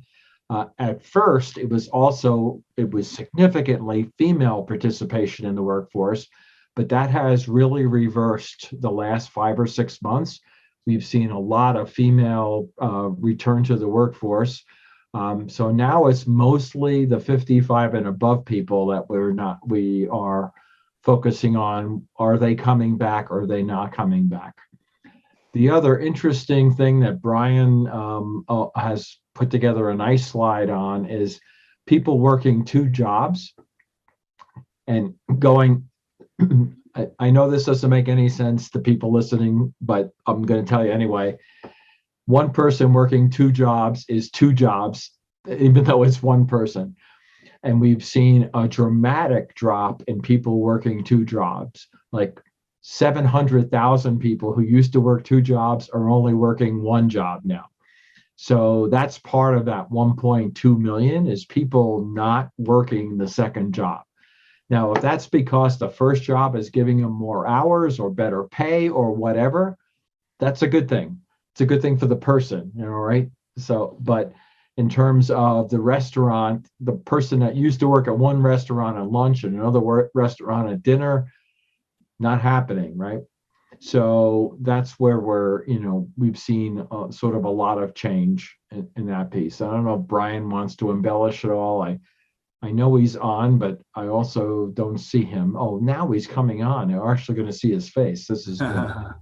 No, I don't have anything to add to that, Rich. I think that was perfect. Yeah, we've worked together too long. Okay, thank you, Brian. So I could return to this 6.4% question. That number was mentioned as the average rate of growth in total tax revenues over the 5-year period out to 2026. And I'm not sure exactly what the question is, but I can break that down somewhat in terms of what are the components going into that. What's happening in the current year, total sales tax revenues are expected to increase by almost 11%, and that's really strong. Sales tax revenues after that grow much more modestly. And in fact, towards the end of the period, growing a little less than 4% per year. But Boulder makes up for that in the years in which there's reassessment of property values, and that shows up then as really strong growth in property taxes in the collection years of 2024 and 2026.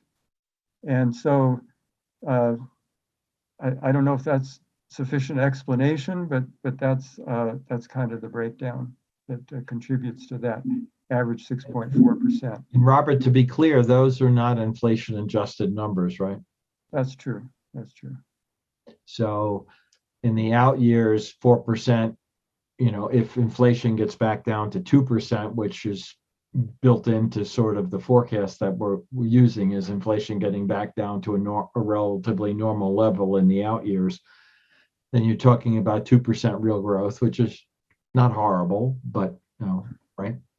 That's a good point. I'm glad you raised that, Rich, because that's about where we are right now, too. I mean, even though sales tax revenues in 2022 are projected to grow by over 10%, but if inflation is 9%, well, let's say, make it simple, sales tax revenues are going to grow about 11%, inflation's about 9%. So again, it's only 2% growth in real terms. Yeah, I know we have other questions, so I don't want to belabor this, but you made a point of highlighting that it's nice on the revenue side, but it's also on the expenditure side. You got to just have that, the finance folks and the council needs to be remembering that it's on both sides of the coin, unfortunately. All right, well, thank you for that. I see that it's frozen on my screen. Thank you for these wonderful answers, and thank you for these questions, Tara. And next we have Mark Wallach and then Nicole Spear. I think for community, just so that they're clear, please take it one question at a time so that community members know what is being answered. Thank you. I was going to ask all of mine in a row, but I will ask them now in series so that everybody can understand. The first question, and hopefully these can be answered fairly briefly. In one of the slides, we showed Colorado was #1 in terms of average hourly wage growth on a percentage basis, but only 28th in terms of the average annual growth in terms of, I guess, annual pay. What accounts for that? I'll take that one. Those are two different series. The monthly number where we're #1, that is based on a survey of businesses, and that data just came out representing April for Colorado. Mm-hmm.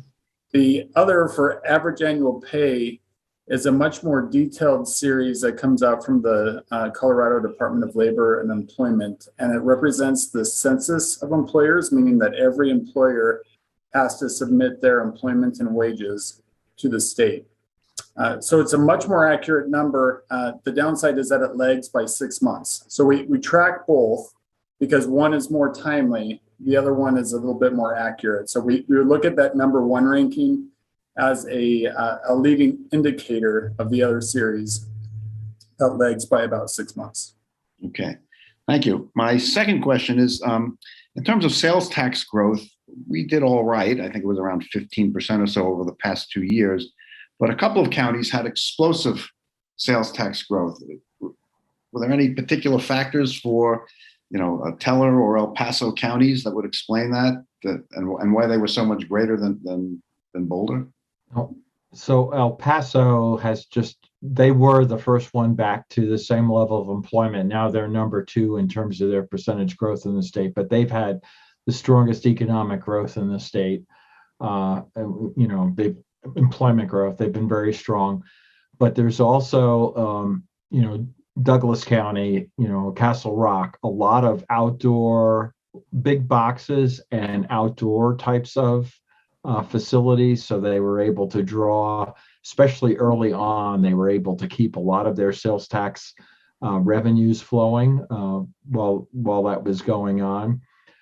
So they benefited from those places, different structure and also different growth. Douglas County continued to have, housing growth. The Teller County area continued to have, physical growth of housing and population related to continued development during that time. So Brian knows more about this. He can jump in.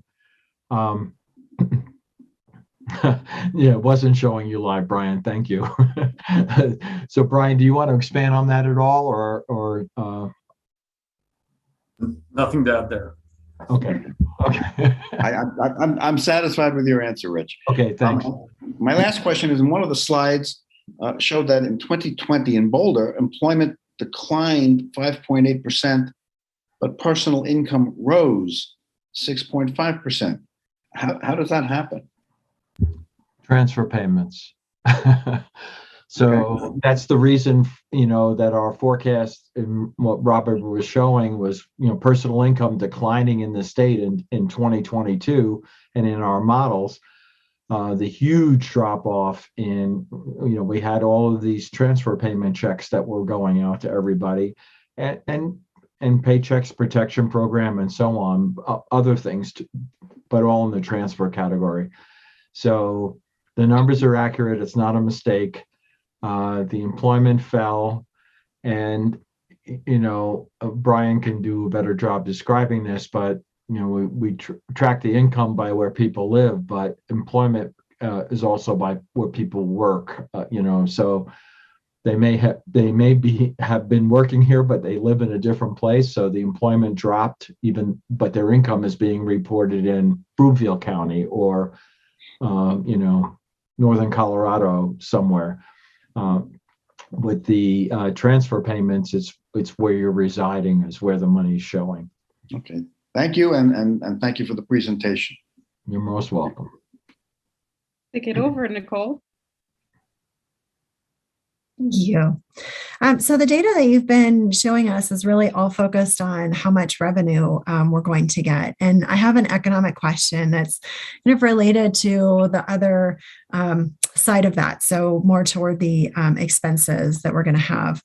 There's another part of our budgeting process that involves anticipating the needs of our community. And I apologize, my dogs are going to start barking, but I'm going to keep going. Let me know if you need me to repeat anything. So seeing who tends to benefit from our economic recoveries over the past couple of decades, it seems like it's largely the people who are already doing well, folks who are wealthy. Income inequality seems to grow coming out of these economic downturns. And already I'm hearing from people who are seeing 200 to 300% increases in the cost of their medication, people living on fixed incomes.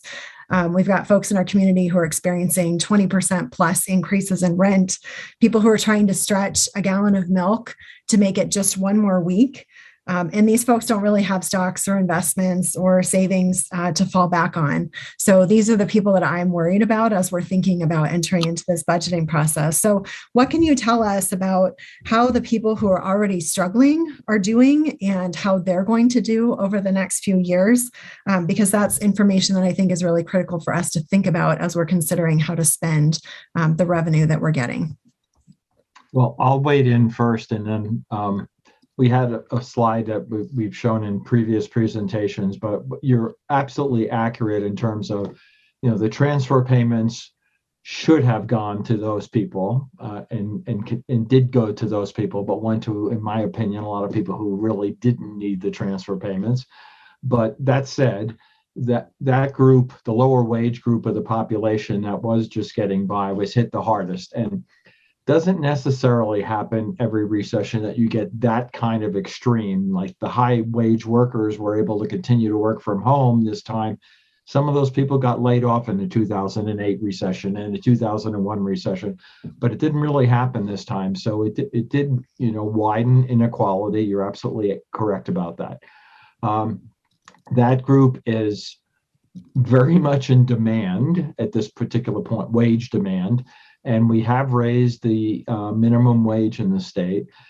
And I think what's crimping this the most is the fact that groceries and housing and medical care have just gone up so dramatically with this inflation that even as these people regain employment and regain, even a decent income's not making it anymore in terms of affordability.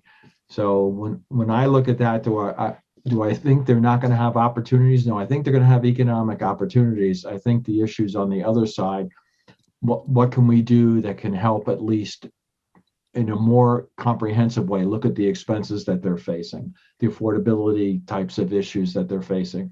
So I don't think it's going to be because they're unemployed or can't get a decent wage. I think they can get a decent wage. I think the cost issue is the big issue. So when I'm thinking about this, is how can you support them? It's for me, it's not like we need to give them unemployment insurance. We need how to make sure we can get them childcare or whatever piece is missing from their affordability package. Thank you. And just sort of one follow-up question. What I'm hearing from some folks is that some of the larger corporations and people are still seeing really high record profits. And so, is it really that the costs of providing services are going up? Is it that, people are just kind of using this opportunity to increase wages, or sorry, not wages, but increase the costs of things, right? Because they can. Because I would expect, we would see generally prices kind of going up at a rate that we wouldn't be seeing some of the profit margins that seem like are existing right now. And I'm just sorry, some of this may be a little off topic, but I'm just curious and thinking about how we can help our community. Yeah, so that may be true for some bigger businesses. We have this debate all the time. I certainly don't think it's true for small businesses right now. They're struggling just like the people you're talking about are struggling because wages are going up. All of their cost of doing business is going up. Frankly, may not have seen this, but we left slides out of the deck. If you look at business optimism, it is much more positive amongst big business than it is amongst small business. Small business is actually pessimistic right now about the economy, and it has to deal with the cost of doing business and can't find workers, and they're struggling just like households are struggling, like the people you're talking about are struggling. So I don't think it's a uniform statement. Yes, there are companies that are doing extremely well. Some of them are in certain industries that have really done well, like pharmaceuticals or whatever.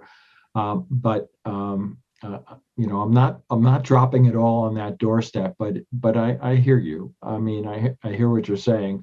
I don't know what the easy answer is to that question.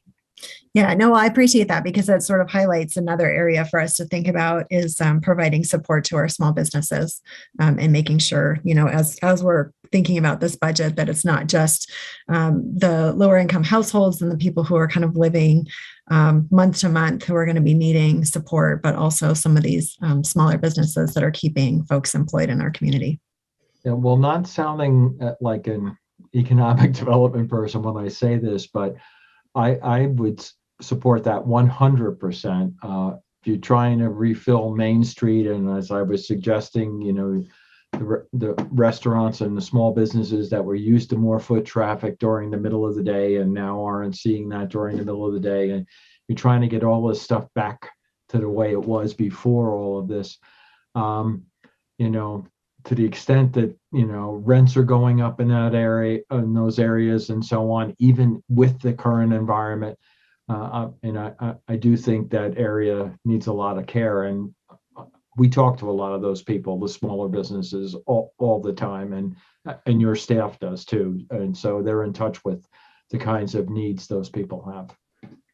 Yeah, thank you. I appreciate your entertaining this with me, this flip side of how we spend our money. Thank you. Sure. Thank you very much, Nicole. Are there any other questions from council? No. All right. Well, I think moving forward, we still have another 15 minutes presentation coming from staff. So this will put everything into context, because this is more like the higher, looking at the issue at the higher level, and then we're going to particularize the discussion and put it in the sense of what's going on in our own community. So we're moving forward here with the City of Boulder's financial update, and then you can have your questions and then discussion a little bit later. And I just want to take this opportunity to also thank Richard, Robert, and Brian for this really wonderful discussion. And thank you for coming by. And we look forward to seeing you next time, actually. Thank you so much. Thank you, too. Our pleasure. Thank you. Please take it from here. Okay, thank you, Junie, and thank you, yes, Rich, Robert, and Brian. We appreciate all that you share. So now we are going to move to the city's financial update. And this is where we update council and the community on the city's actual financial results from the previous year. I do want to just quick caution that these are preliminary results. Our financial audit is not complete until next month, so there's potential that numbers could change slightly. And when we do this, we typically compare the previous year, so that would be 2020, to the one before it, 2020. But because 2020 was a pandemic year, we're also going to compare to 2019 as a pre-pandemic reference point. And in this update, we also are going to really intentionally revisit 2020. And that's really just to provide the context for the decisions that were made with regard to the 2021 budget, as that budget was developed in the summer of 2020. Really on the heels of all of our 2020 budget reductions. So next slide. So revisiting that 2020 year, as you all recall, in late March and early April, there were the stay-at-home orders, and businesses and many city services were closed. And with that, city revenue sources fell significantly, as noted by Rich and Robert. Sales tax was one of them, but we also saw a tremendous decline in a number of other revenue sources, including accommodations tax, as travel and tourism came to basically a halt, admissions tax, parking revenues, as people were not visiting downtown as they usually had, and also charges for programs and services for the city's programs that were not being provided.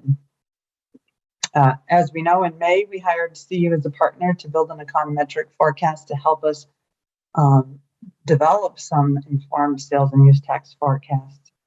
But early in the pandemic, there was so much uncertainty, and we did conservatively look and think that revenue could be down across all funds by as much as $30 to $40 million. And for the general fund, down from $16 to $21 million. And with that, we made significant budget cuts. We made reductions in expenditures of over 18 million. And because we're a service organization, many of those cuts related to our staff. So through layoffs, furloughs, and vacancy holds.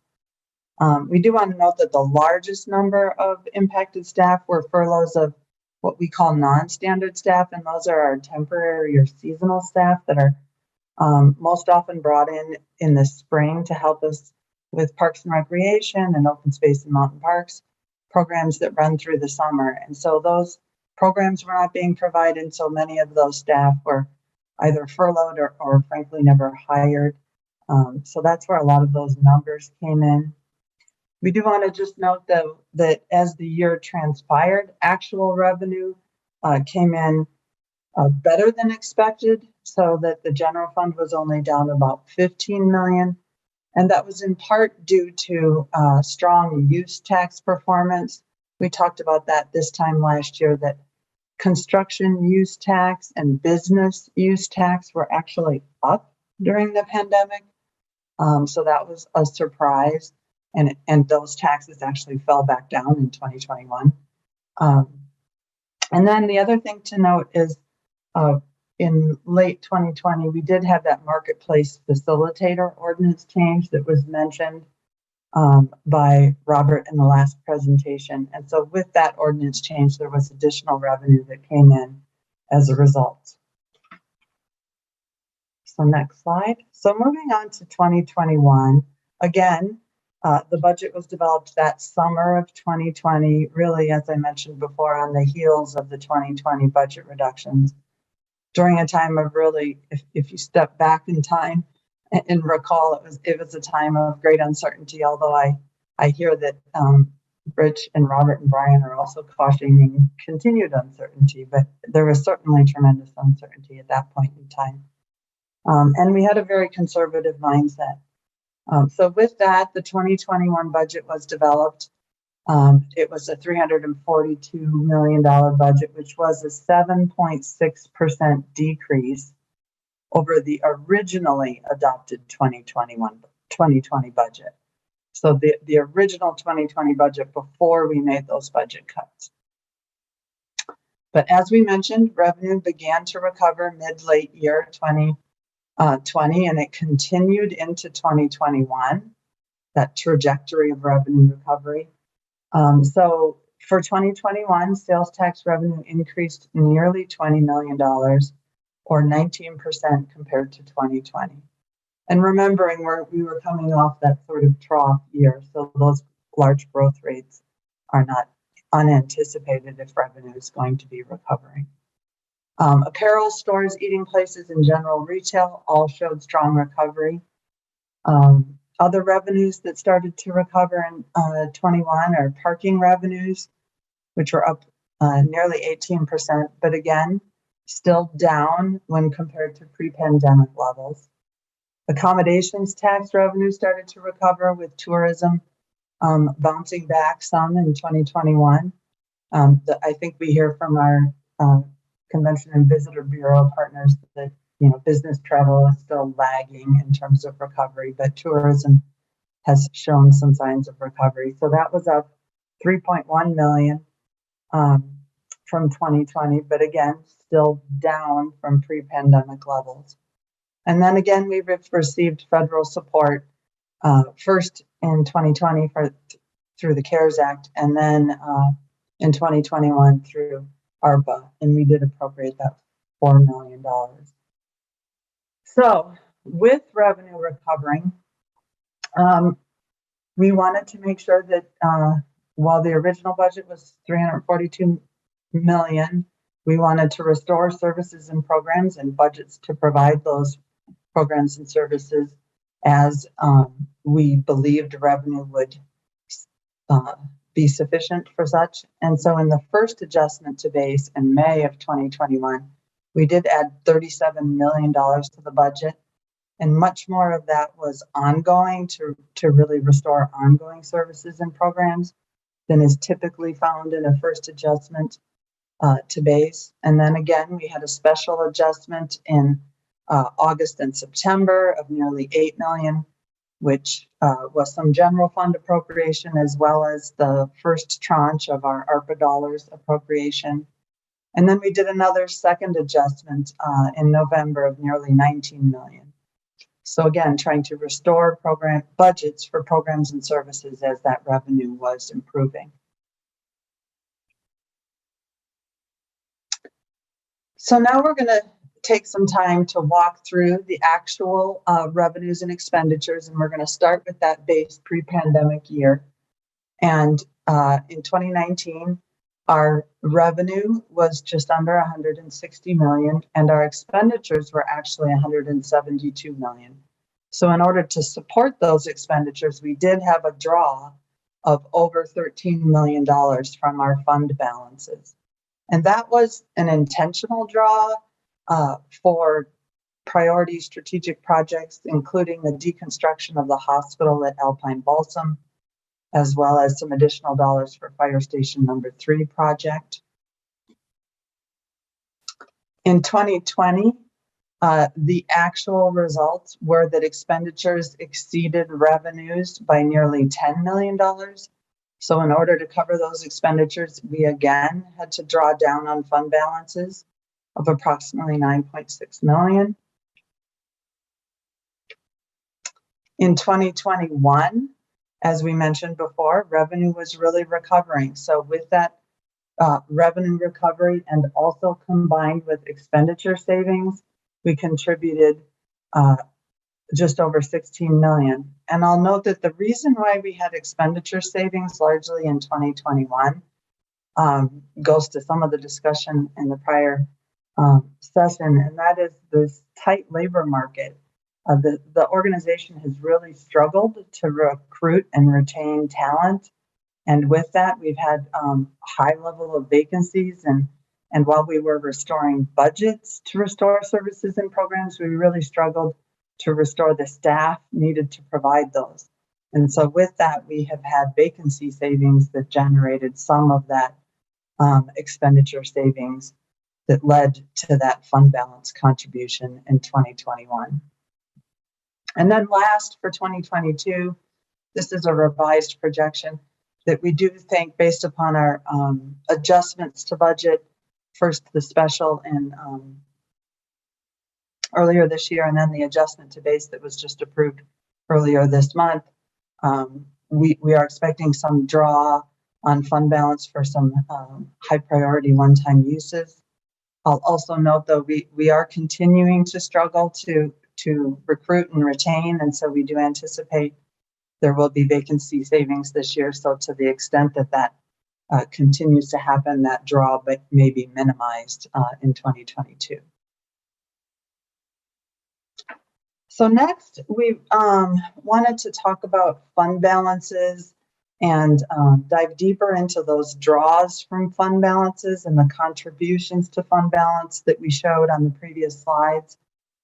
And so we're going to start that with revisiting definitions and some terminology. So first, in terms of fund balance definitions, is emergency reserves.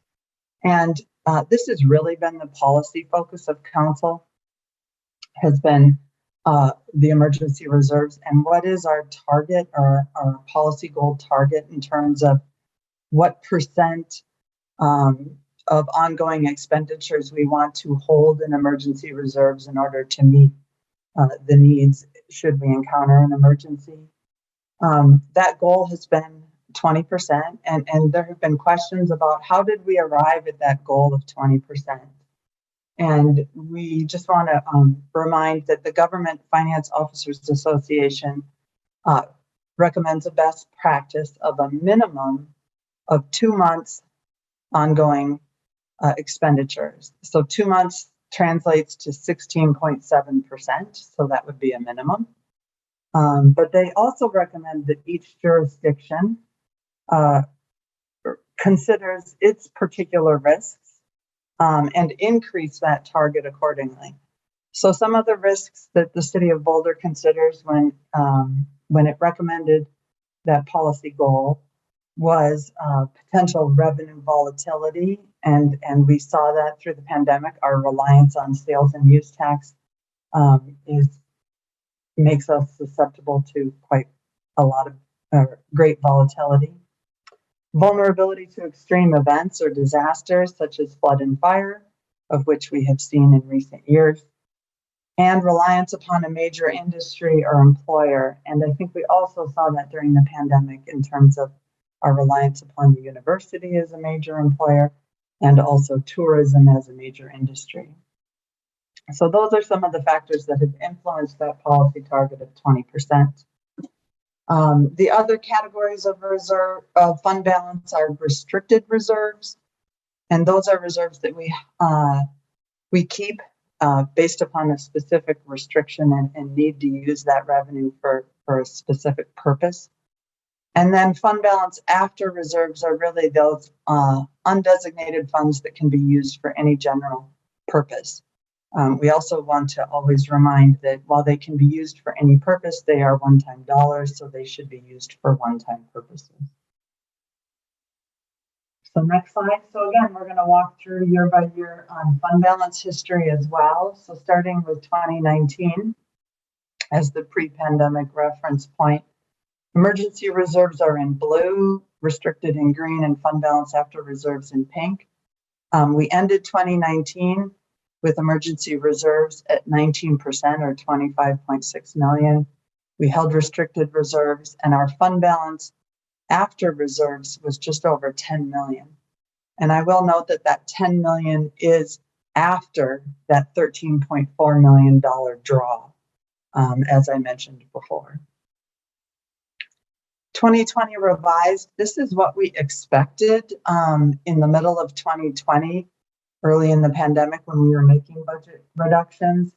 And what we expected was that we would exhaust all of our fund balance after reserves, that would get entirely spent down in order to help us meet our expenditures, and that we would tap in to our emergency reserves and bring that down to 16.7%.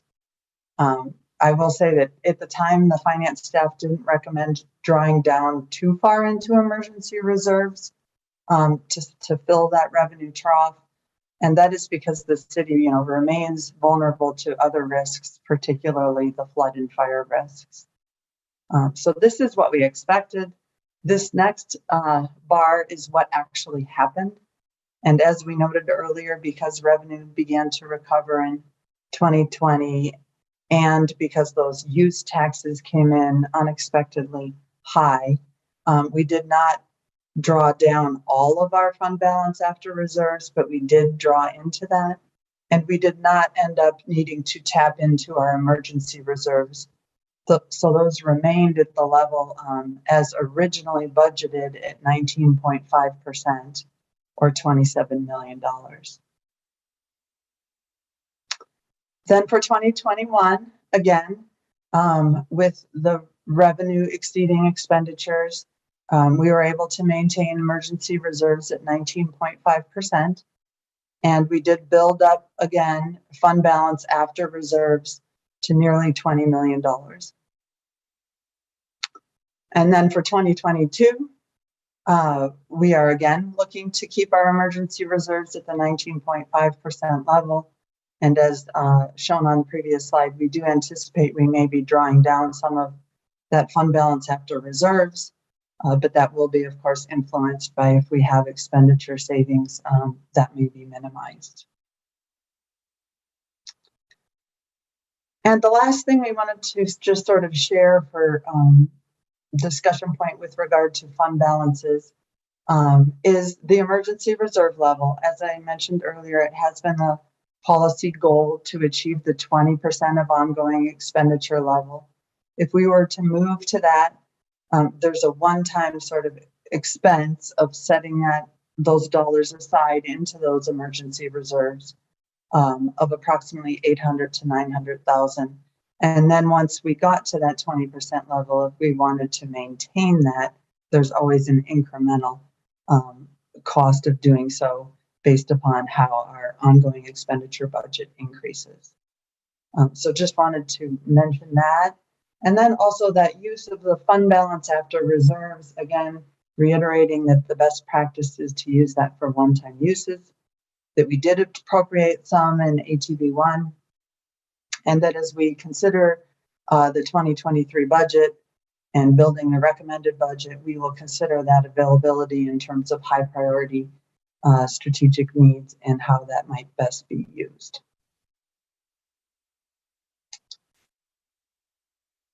And next slide. This is now where I turn it over to Mark, and he will take it from here.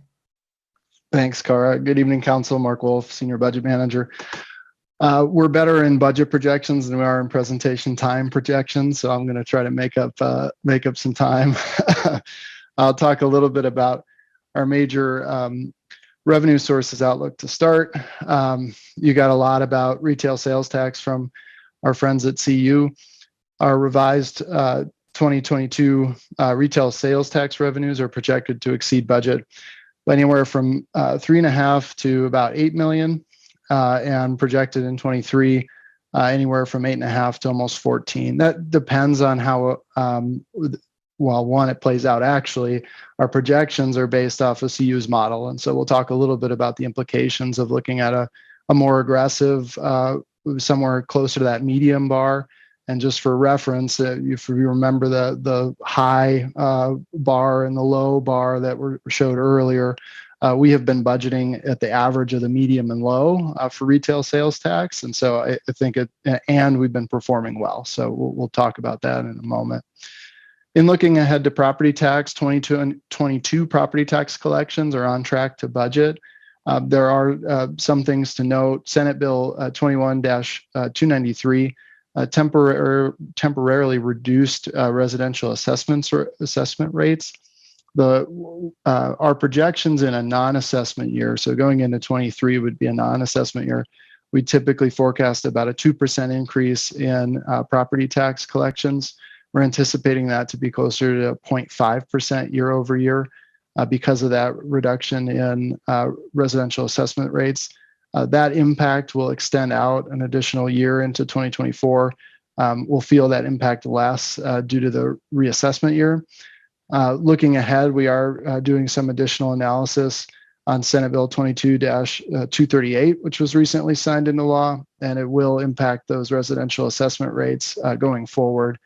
So we'll have some revisions as we get into the 23 budget development. Some other major revenue categories to note. Cara spent a moment talking about accommodations tax. The CVB is doing an updated model this summer that we'll be looking at with them. Currently, we're looking at about a $7 million projection for 2022, which is up about 9% over 21 actuals.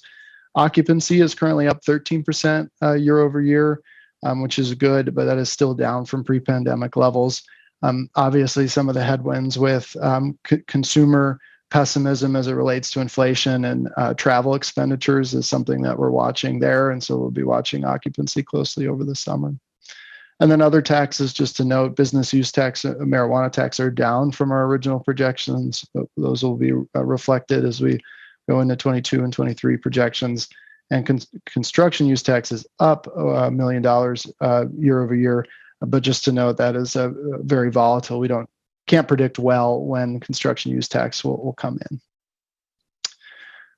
in. Deeper dive into retail sales tax for a moment. Again, just trying to break it down. Here's the dip that we're well aware of. I just want to point out what this chart does show. So we've talked a lot about the general fund, and I'll talk a little bit more about the general fund. That is the biggest bar there. But other funds do rely heavily on retail sales tax, including open space, transportation. Our CCRS renewal is in there in yellow, and then our 25-cent Parks and Rec fund as well. And then, as we've talked about, our actuals in 21 were very strong. And we'll note that the 21 actuals actually came in above our original 22 budget projections. So in looking ahead, our revisions for 2022 is that we expect to realize that kind of medium level of projection growth in retail sales tax in 22. And then in 23, our current projection that we've provided our departments in budget development, which we're currently in the middle of, is that average of the medium and low. It's likely overly cautious from what we're seeing just year to date in 2022, but that's something, one of the assumptions that we'll want to revisit with council as we will walk into the 23 budget development. And so just to put a pin on that, while we have seen revenues consistently perform above our original projections, we do budget with a degree of caution. As was mentioned earlier, that's typically a good posture for municipal budgeting. We want to be in the black at the end of the year, but we don't want to be irresponsible. We want to make sure that we're able to invest the dollars that we reasonably think are coming in. And so our risk tolerance will impact our budget development and how much one-time funds we believe are available going into both further adjustments this year if needed, and then the 23 budget. We do want to point out that we have made adjustments this year, some ongoing, some one-time costs that will impact our 23 budget flexibility. We did add more ongoing costs in this ATB as well than we normally do, again, to continue to restore service. And then, as Cara mentioned, we'll be considering the use of that fund balance after reserve for those strategic one-time uses. And for the 23 budget process, new or continued investments we'd really love to consider in the proper context with prioritization. And so this gets at some of the we'd call it a challenge that council issued to us, I think, at the end of the last budget process, which was, hey, you did a great job, but we'd love a little bit more strategic process. We'd love a little bit more transparency and involvement with the community. And so what we've really worked on since that time is this, what we're calling an outcome-based approach. How do we reflect our investments in terms of our intended outcomes, and how might we measure that? So that's a segue into talking about some of these process improvements, and we'll introduce a new budgeting tool this year called OpenGov. Brief history for those that don't know, the city did receive a grant from DOLA in 2018 to improve resilience through budgeting.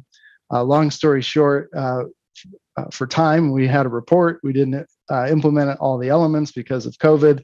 It was a really comprehensive report that gave us a lot of good information.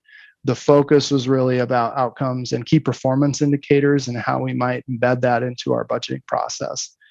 So we spent some time figuring out where are we at today and how can we adapt this model to where we want to go. So just starting with our current state, as many of you know, we're a very department-based budgeting. It's traditional budgeting. We have typically had our capital improvement plan or CIP on a slightly different track than our operating budget. We have talked about citywide goals, but we tend to orient at the department level, especially around our master plans. We have made decisions at the margins, and that's what I mean by that is that as we've considered the budget at the request level. So we've just seen that increment of extra dollars we need to do something, right, without considering the big picture at all times. And outcomes and budgeting are mutually exclusive in the current state. I would say previous state now, because it feels like we're so far into this process already. We had some data to support our decisions, and certainly that came up in certain conversations, but it wasn't consistent, right?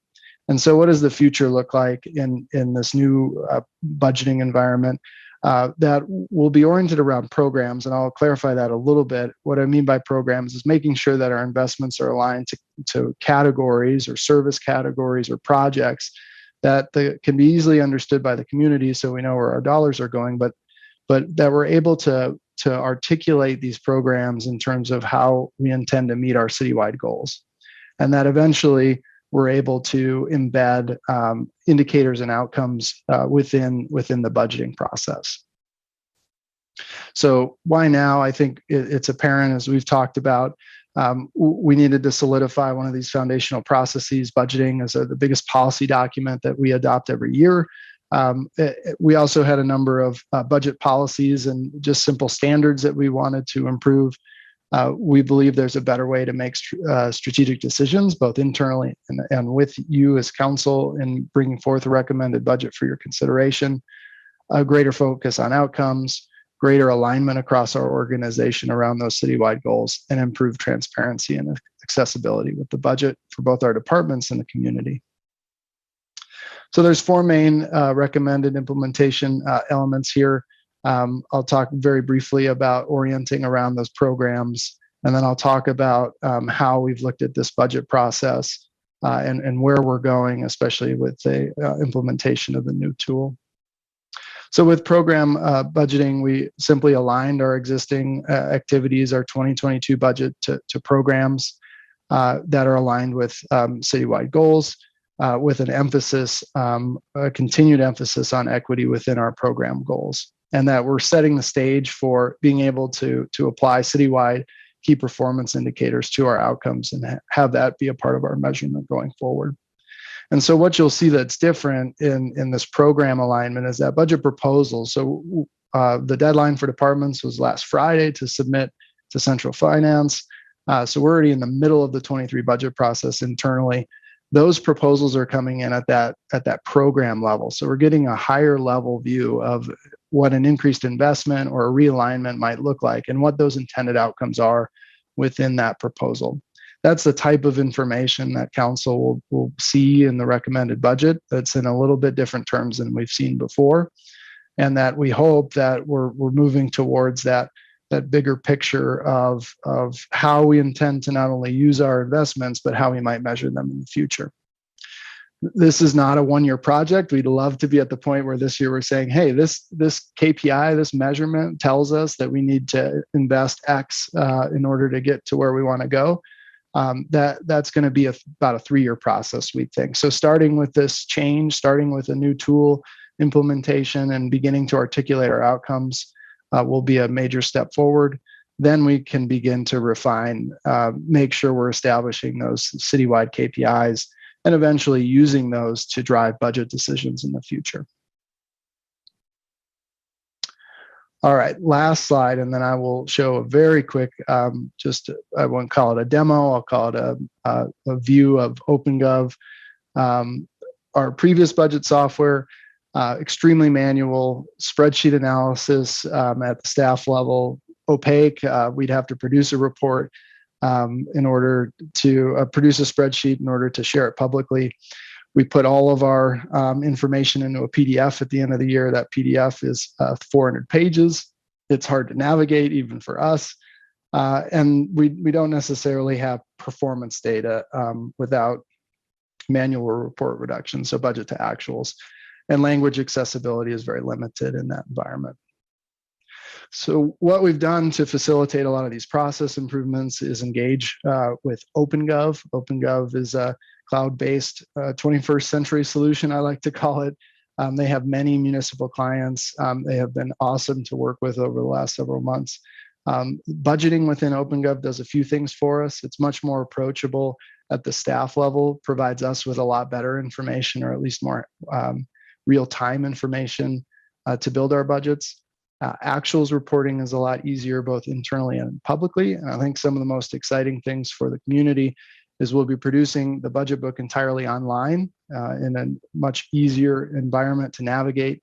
There's a transparency portal, that's OpenGov's term. Basically, we're able to produce real-time financial information and budget information into one report portal that you're able to go in and navigate. And then there is language accessibility within the website, embedded within the website. So I'm going to just pull out of this, if you bear with me for 1 second, and I will pull up OpenGov just so you have a chance to see that. And then I promise we're done with the presentation.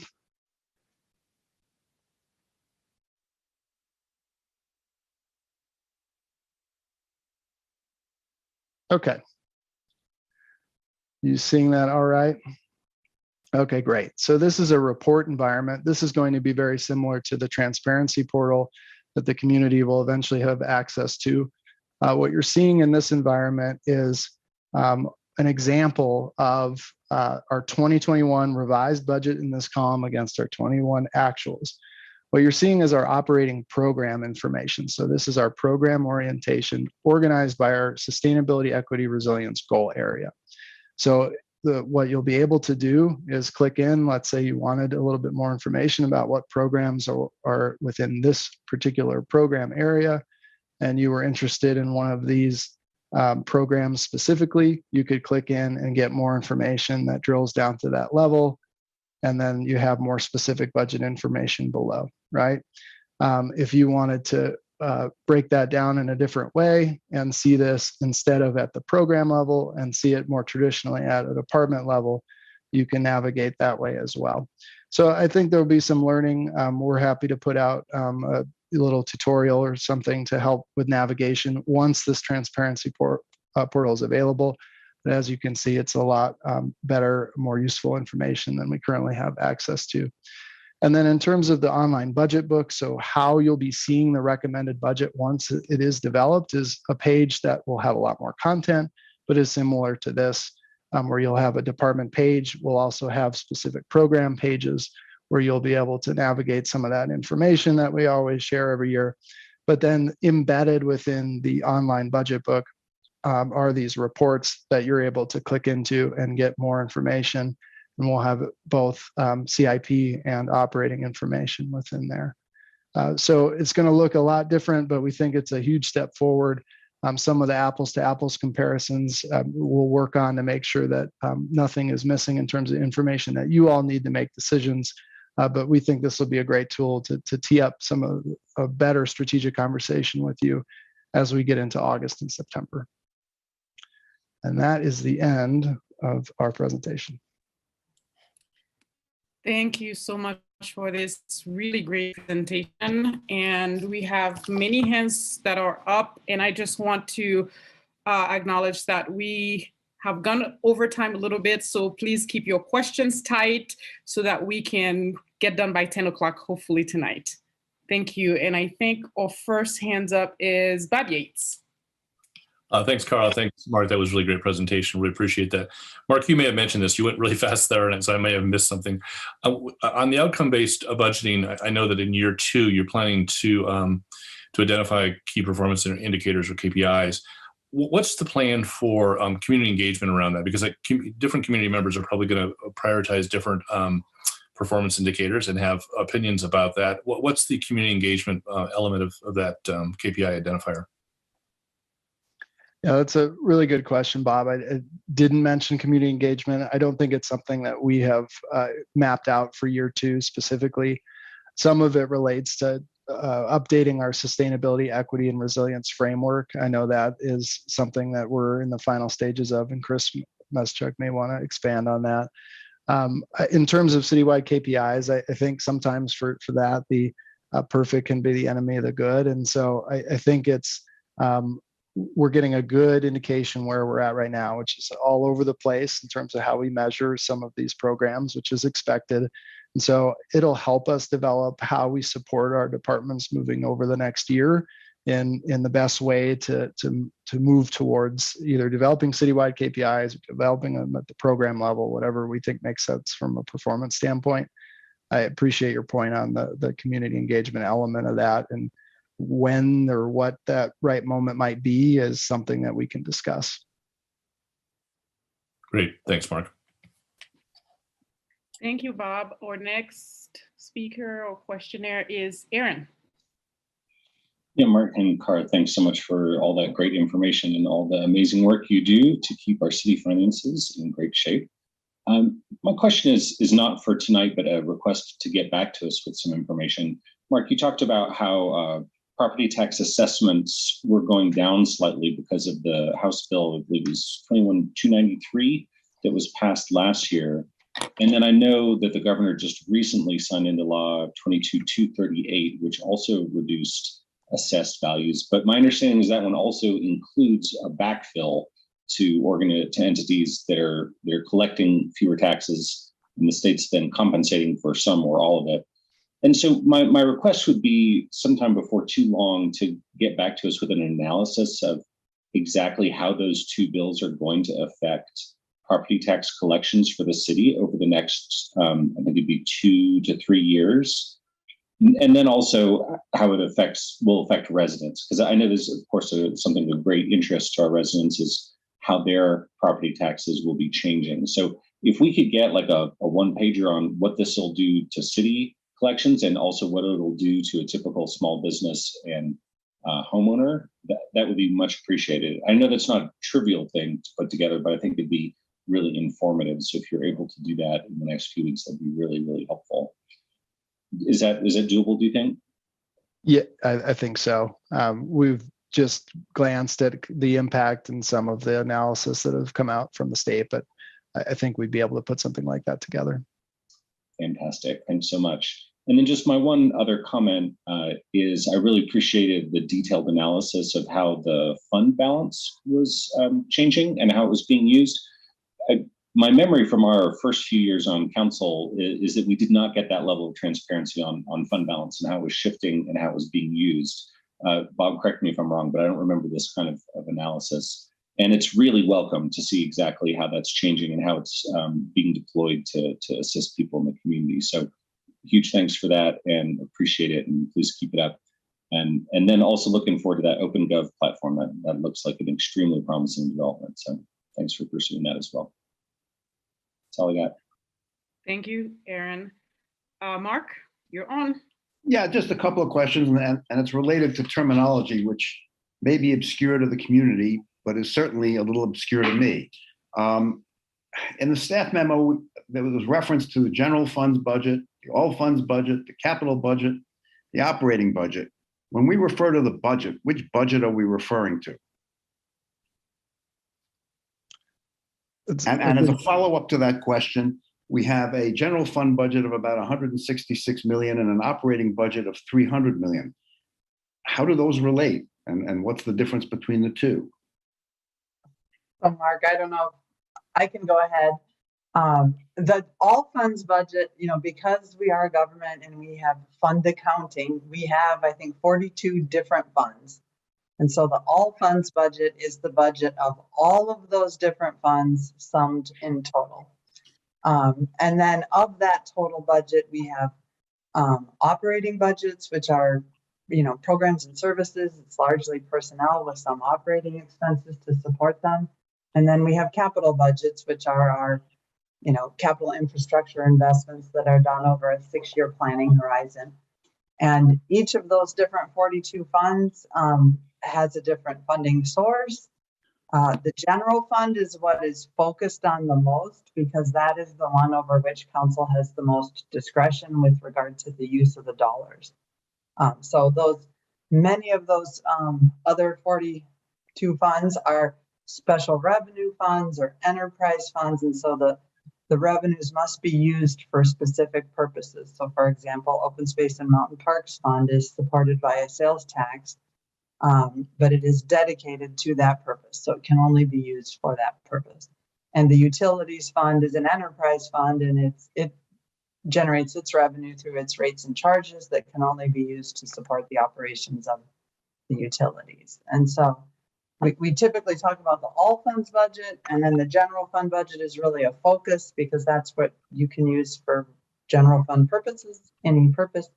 And then we do talk, to a lesser degree, we focus on those special revenue funds, but they are important. And clearly at the city, particularly, we have many designated funds for specific purposes, including open space, parks, transportation, really core city services.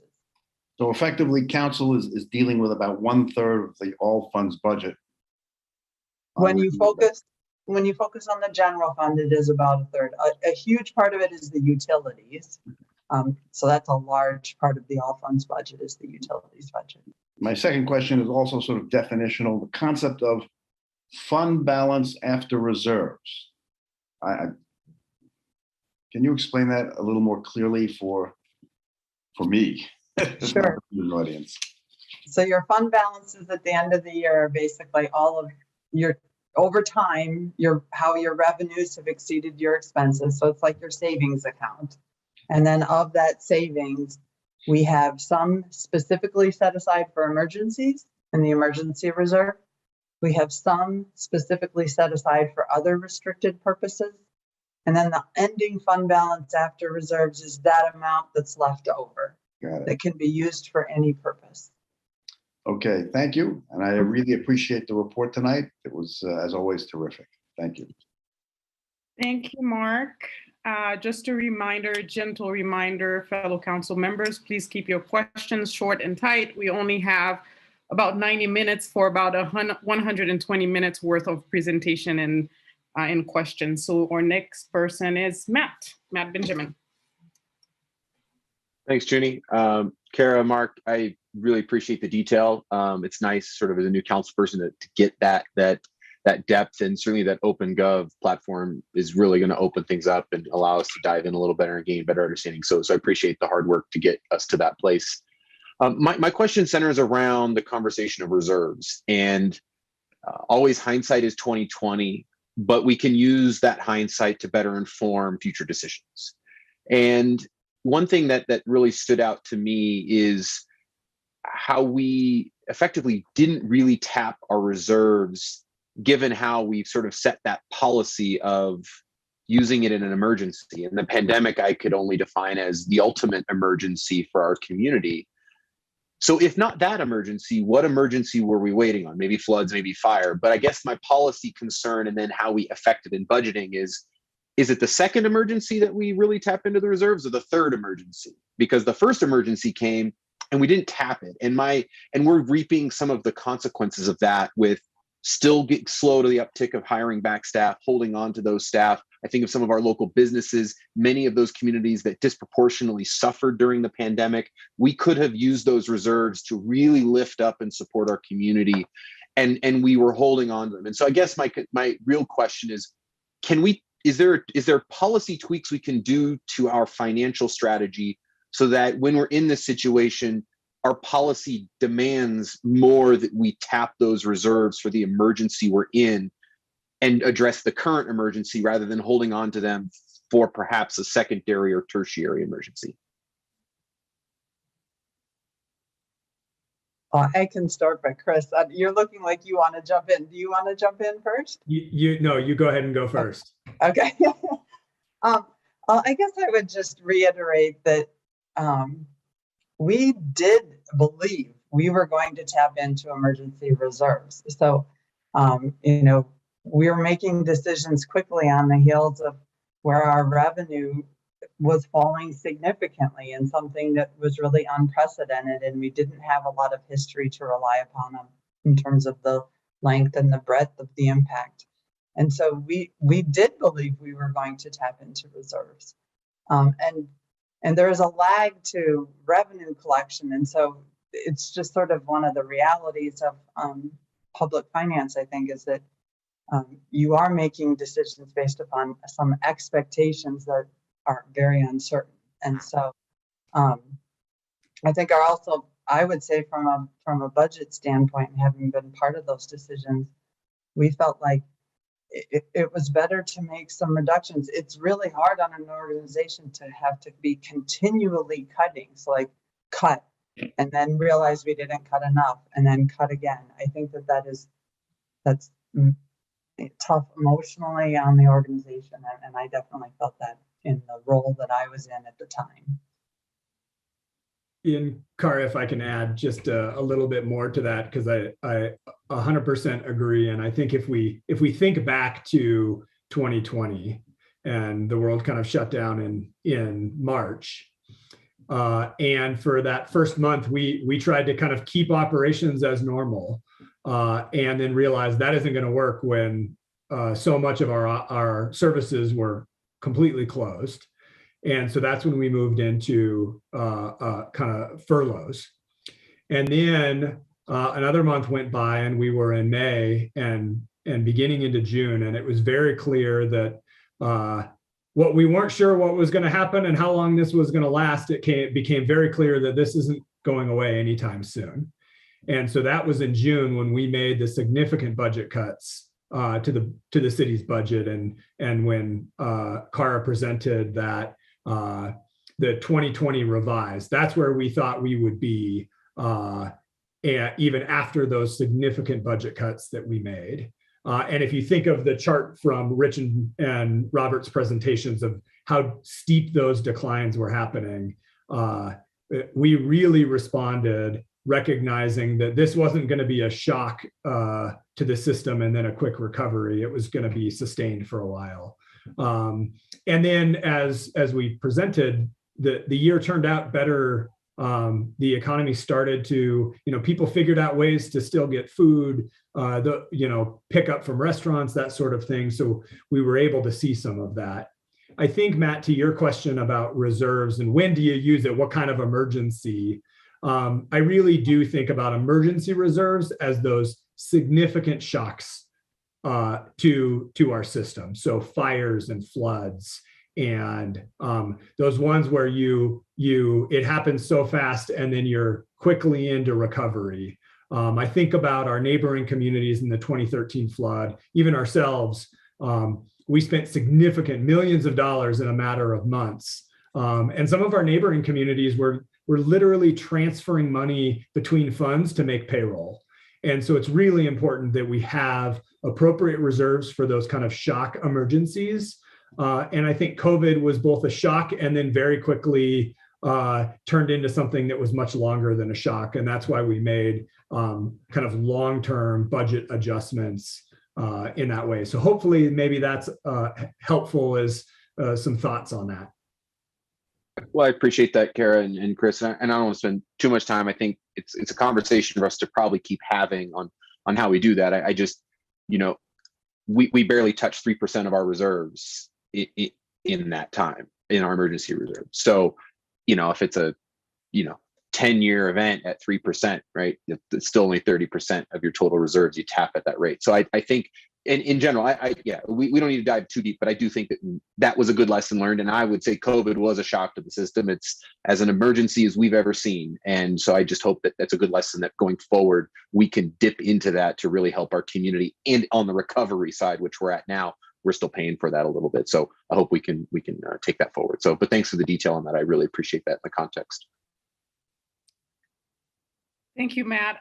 Mark has a quick follow-up to Matt's comment or question. Yeah. Go ahead. Yeah, thank you. Junie will remember this because she sat in the Financial Strategies Committee meetings at the time. We were in terra incognita. We had no idea what we were dealing with, how severe it was going to be, how long it was going to last, what the ultimate impacts were going to be for this community. So we were hanging on to our reserves in the possible anticipation that we were going to be in a situation far worse than we actually experienced. It was a very frightening time, and we were making very, very difficult decisions that we brought to council, but it was a scary moment in time. And that's why we were very reluctant to deploy reserves without knowing where the contours of this pandemic were going to lead us. I guess the short answer is you had to be there. It was very difficult. Do you mind if I colloquy? That was what my hand's up for too, Junie. Sure, Rachel, go ahead. I just want to sort of agree with that and be cautious about kind of Monday morning quarterbacking Jane, our former city manager's decisions about the reserves.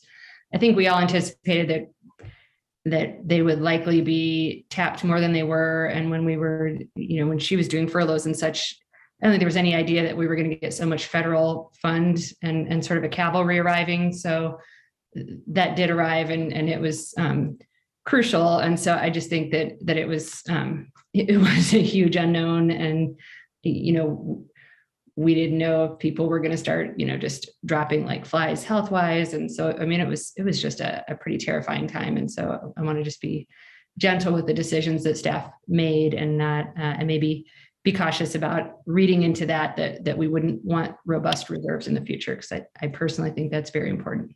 Thanks. Can I say one more thing about that, Junie? Sure, Tara. All right, real quick, is we have two things that people didn't mention. First of all, how important it is for our city to have, the bond rating. And the second thing is what if we would have had a trifecta, meaning not only COVID, but also, could you imagine floods and fire? And being what it's like these days today, that's not so hard to imagine. So I really understand what Chris and Kara are saying about just realizing however bad it was, it could be so much worse, and it has been. So that's my opinion on that. Thank you. Really quickly, not minimize that people did drop like flies. Like, we lost so many community members, and I don't want to be cavalier about how many people were impacted by COVID. So I just want to clarify that. Thanks. Nicole, sorry about that. You are next. No, that's okay. Thank you. I have what I hope are two quick questions. But first, I just want to say, Kara and Mark, thank you so much. I am so excited about OpenGov and all the work that you all are doing. It's really, really remarkable. And I know how much has gone into this, and I know how much you have left. So thank you. One question I have is, it looks like, except for the pandemic years, which were a little odd, that we maybe have a pattern of underestimating our revenue and overestimating our expenses, so that we're kind of consistently ending a little higher than we expect. And I was just wondering, if you look out over the last decade or two, do we have any significant trends and I know you won't have the answers to that right now, but it's just a question that I have as, we think about our risk level and things. And I know I mentioned that to you in the strategies committee meeting as well. And then my other question, and this is just a clarification question about OpenGov and what it's going to allow us to do and the work that you all are doing. As I understand it, you're working toward a place where we'll be able to budget by programs that cross multiple departments so that people from the community can kind of say they want to know how much money we spend on homelessness services or something like that. They'll be able to put that in and find that out. I just want to clarify that and make sure I'm understanding it and see if you have a sense of when we might start getting to that information, because I think that's going to be a really powerful tool for a lot of folks in the community and us.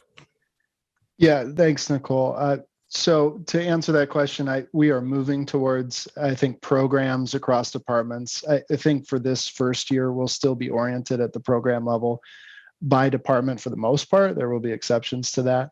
However, there's capability in OpenGov to have what are called stories. Essentially, it'll look like a web page that will be able to highlight certain, whether they're council priorities or community goals or certain areas of importance.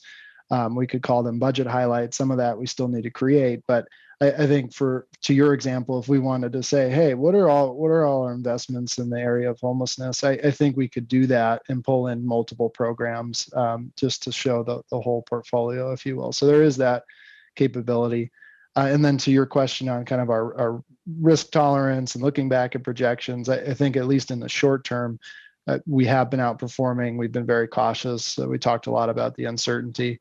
We're pulling together that information, and it will be one of those key assumptions that we revisit with council, hopefully with the information that you're asking for when we present the 23 recommended budget. Great, thank you. And just one quick follow-up. When do you anticipate having OpenGov at sort of the level of functionality you want to move toward, where we have budgeting by programs and that sort of thing? Yeah, I would put. And that's not to rush you. It's just for just so we have some understanding. Yeah, I've been saying that it's a 3-year project to really get the measurement piece of it, and I think to have more of those cross-departmental programs. In terms of the information availability, though, because that's more of like how we organize and are able to do some deeper analysis across departments. The information will be there this year, and so we anticipate when we release the recommended budget, which will be in that beginning of August window-ish, that information will be available to council and the public, both on that transparency side, the portal, and the open, the online budget book. Wonderful. Thank you. Thank you, Nicole. Lauren? I just wanted to give a quick shout out. I really appreciate this updated budget process improvements. I think it's one of the best things our city could do to help build trust with the community. Just making it so that the community has access to detailed information about where their tax dollars are going. And, as someone who's followed the budget conversation in the past and had to try to look up specific information in our, fairly thorough, but not as thorough as you would like sometimes document, I can't say enough how excited I am for this project to move forward. Thank you for all the time you're putting into it. Thank you. Thank you, Lauren. I just want to make a quick comment. I am very proud of being on council with all of you. I really thank the city manager for the work that she's doing on transparency and sustainability and resiliency through this OpenGov portal. And thank you for all the work that, the financial strategy team at the city is doing. So thank you for all the great work that you're doing.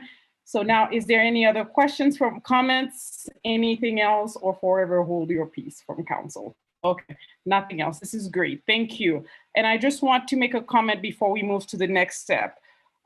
We definitely will go over 10:30. And my hope is that around 10:30, we can revisit and maybe take a vote to see if we all want to keep pushing through tonight. So the next part of our conversation will be the guaranteed income section, which I'm sure will rally a lot of discussion from council members, but please just keep it brief. But I enjoy our conversation, and so probably the rest of the community. So please take it over from here, Chris. Great, thanks, Junie. And as we transition, thanks again to Cara and Mark for their leadership and our entire budget team too across the city. So With that, I'm going to hand it over first to Kurt, and he'll introduce the team as well. So Kurt, take it away. Thank you and good evening, Council. Kurt Fernhauer, Director of Housing and Human Services. And the guaranteed income discussion that you're going to have tonight actually started probably 3 or 4 years ago as a topic which within Housing and Human Services, and something that we were exploring. It became more of a possibility when ARPA funds became available. And Elizabeth Crow has been spearheading that. It's a real team approach, both from individuals within our department and also other departments as well. And I'd also like to introduce for the first time Elizabeth Crow in her position as Deputy Director of Housing and Human Services. Thank you. Thanks so much, Kurt, and good evening, City Council members and Mayor Brockett. It's really great to see everyone here again tonight. I'm going to go ahead and start sharing slides, and hopefully these will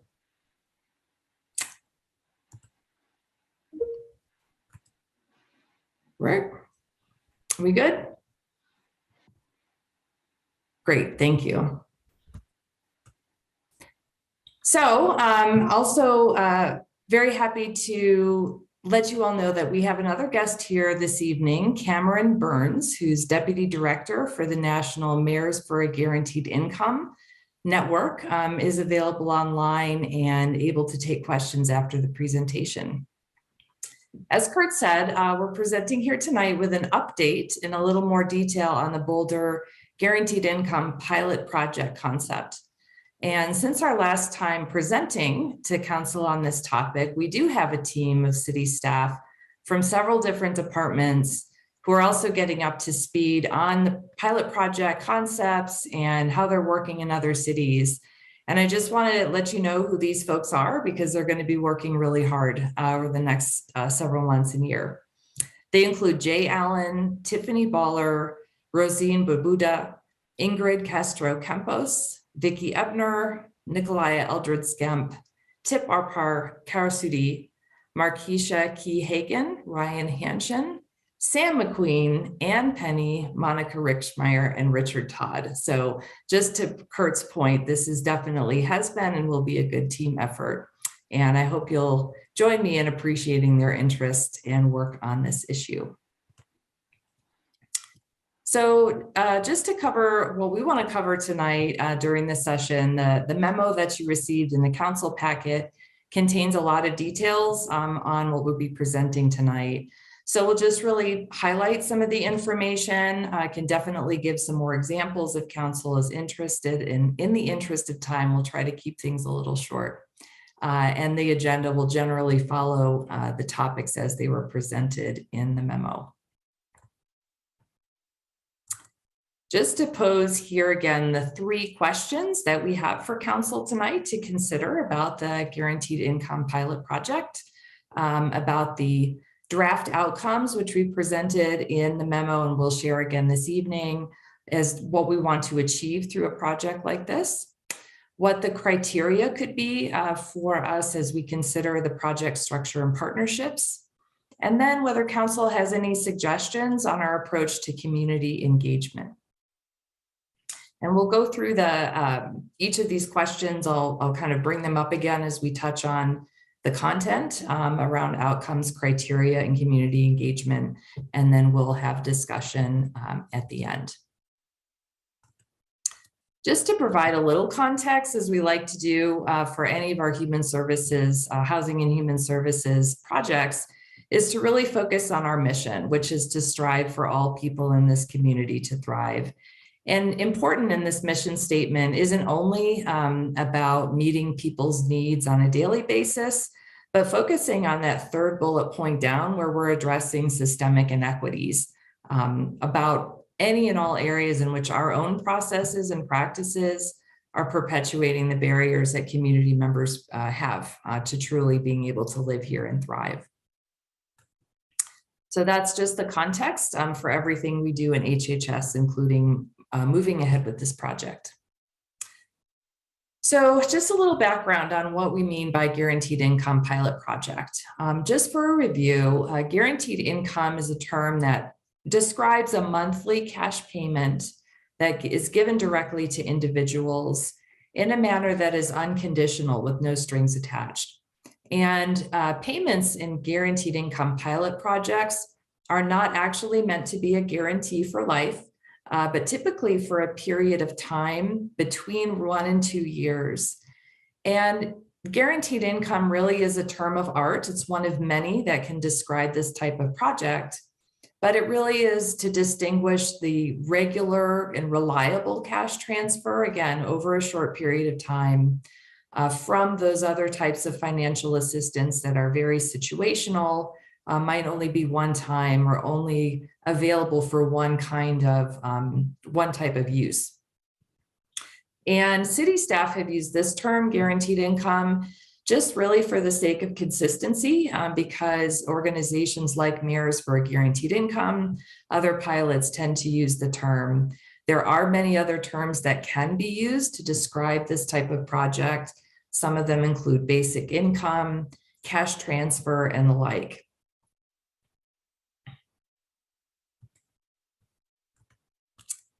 And for a little bit more background, again, there are some examples of this project in the memo, but the SEED project is one of really the first in the United States that was a mayor-led guaranteed income project. Started off in Stockton, and in it, 125 community members who were experiencing low income received $500 a month for 2 years. And here again, there were no strings attached, no work requirements associated with them receiving these funds. And as Kurt mentioned, some of our Housing Human Services staff have really been looking at this SEED project since it launched in 2019, excuse me. And we're really interested in some of the results that they achieved. The slide kind of describes them very briefly. Some of them, for example, are that people participating in the project who received the basic income or guaranteed income experience less income volatility and more financial security.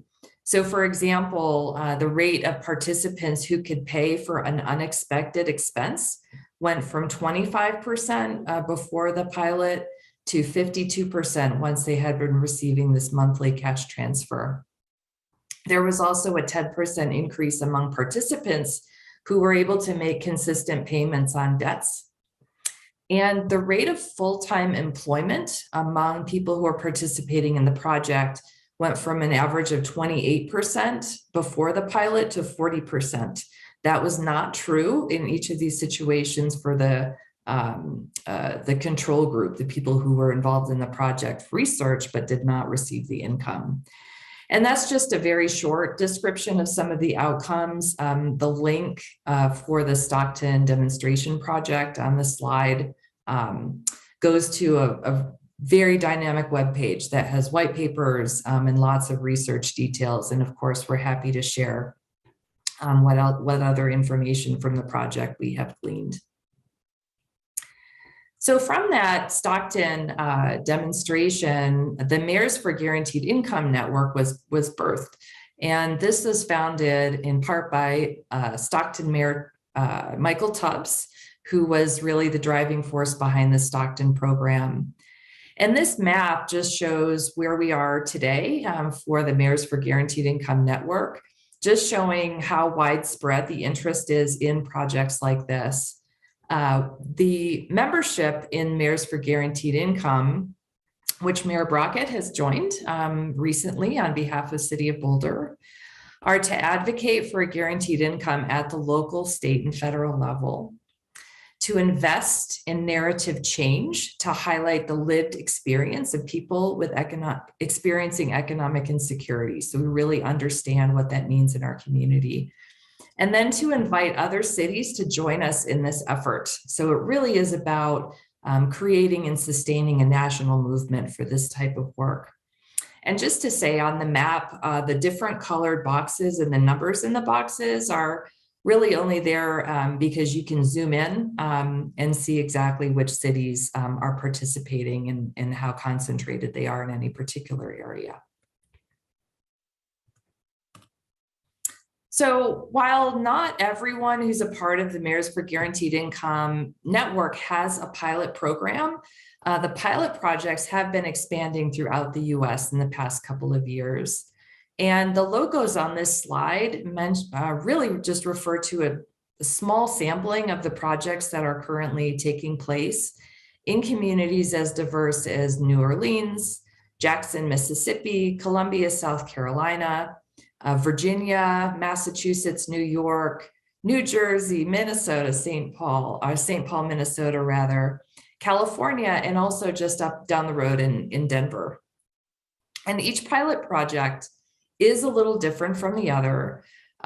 Focus is the same, and collectively they offer a solid blueprint and some best practices on which we here in Boulder can really draw ideas for how to successfully implement a pilot here. In addition to that, there are organizations like the Center for Guaranteed Income Research out of the University of Pennsylvania, the Stanford University Basic Income Lab, and of course, Mayors for Guaranteed Income, who provide a lot of experience and strategic guidance and a lot of hands-on advice. And just to say really quickly, this just among the projects that are represented on this slide is a very wide range of approaches that cities have taken. So for example, the Magnolia Mothers Trust is a project in Jackson, Mississippi that's focused on Black single mothers at $1,000 a month for a year. Contrast that with Columbia, South Carolina, where their assistance program focuses on fathers at $500 a month for 1 year. The project in New Orleans, 4.0, kind of the logo in the upper left there, provides $50 a week to youth who are ages 16 through 25. And so, you know, this just resembles the diversity of approaches based on what that community feels like their community members can need the most and can use best to thrive. So in thinking about this guaranteed income project for City of Boulder and using our ARPA funds for it, the American Rescue Plan Act, we definitely feel like this project really meets all of our City of Boulder ARPA criteria, and really uniquely so. While we don't have a currently kind of named partners reflecting on that last bullet point among the City of Boulder's ARPA criteria, we do anticipate and believe there will be interest from other funding agencies and donors. And just to note that the $250,000 that City Council approved as part of our Tranche 2 ARPA recommendations back in March will likely include things like funding for a project manager consultant, funding associated with a community task force to help us make the detailed decisions on how we want to design the project, communication, possibly a small stipend for people participating in a community task force, and the like. So there's a lot that goes into what might seem like a large number, can seem relatively small considering what we hope to pack into this design. So I'll shift a little bit now to talking about how a guaranteed income can really help accomplish some of our community needs. So the council memo details some of the ways in which the City Housing and Human Services staff already provide a lot of financial assistance to households, either directly through our older adult service or family services, through our EPRIS program, the eviction prevention, and other examples, but also through grants that we make to nonprofit partners who also provide these services. And these are a lot of investments that we also make in programs that include job training, academic support, all of the building blocks that people really need in order to do well and live better in this community. And what makes guaranteed income really value added to all of that is the level of flexibility and empowerment that could come with just enabling people to make their own decisions based on their needs. Our HHS department serves an estimated 4,000 to 5,000 low-income community members a year, either directly through the services I mentioned or indirectly through the grants that we provide to our nonprofit partners. And what we continue to hear throughout the pandemic, as council has heard as well, about the disproportionate impacts that this pandemic has had. Just coming off the heels of the previous two presentations, it really does take what the previous presenter described as an affordability package to help people do well and truly recover from this pandemic. And the evidence we have shows that we're really still very much in responding when it comes to community members experiencing low income. And we have some additional evidence, of course, for how projects like a guaranteed income can really help add value and meet the needs of our community members. Thinking about 2020, when we used some of our coronavirus relief funds to provide through the Left Behind Workers Fund to help community members that didn't have access to unemployment benefits and maybe not getting any stimulus funds like many of the rest of us did. It was a huge benefit in them receiving just a one-time $1,000 payment. We also have seen in the high winds that came through Boulder at the associated with the Marshall Fire, that our community members living in our mobile home parks have very little ability often to just pay for even the most basic repairs that came from damage associated with those winds. So all of this can beg the question, what is it that people really need the funding for? And earlier when we were talking about, or the slide I showed about the Stockton demonstration project, there was a note in there that most participants in that project spent money on food, on rent, on utilities, all of the things that most of us just maybe take for granted when we go about our daily lives, but remain those areas of great need. And to compare the results from the Stockton program with some of what we've seen in their support through the Left Behind Workers Fund, through other grants that we've made available to nonprofit organizations, including out Boulder County, we heard from Marty earlier tonight, are that community members similarly, when they receive these benefits, they spend them on food, on rent, on transportation, on utilities. After that, it's healthcare, it's other household goods and needs. The Stockton program showed that only 1% of the funds that were allocated to participants were spent on tobacco or alcohol. So it's a good reminder to us that people who are experiencing low income with cash do what all of us do. We take care of ourselves and our families. And lastly, just wanted to note that one of the other benefits of a guaranteed income project and the kinds of guidance and blueprints that we can use from other communities is that they can be structured to avoid this benefits cliff, or what can happen when a community member who's experiencing low income makes just enough money that they may be ineligible then for the benefits that they really have needed and relied upon. So again, there's lots of details about how other cities have found ways to avoid this cliff, and I'm sure Cameron can mention other examples as well if council is interested. So what's also interesting and really exciting for staff thinking about this project is this transformative elements.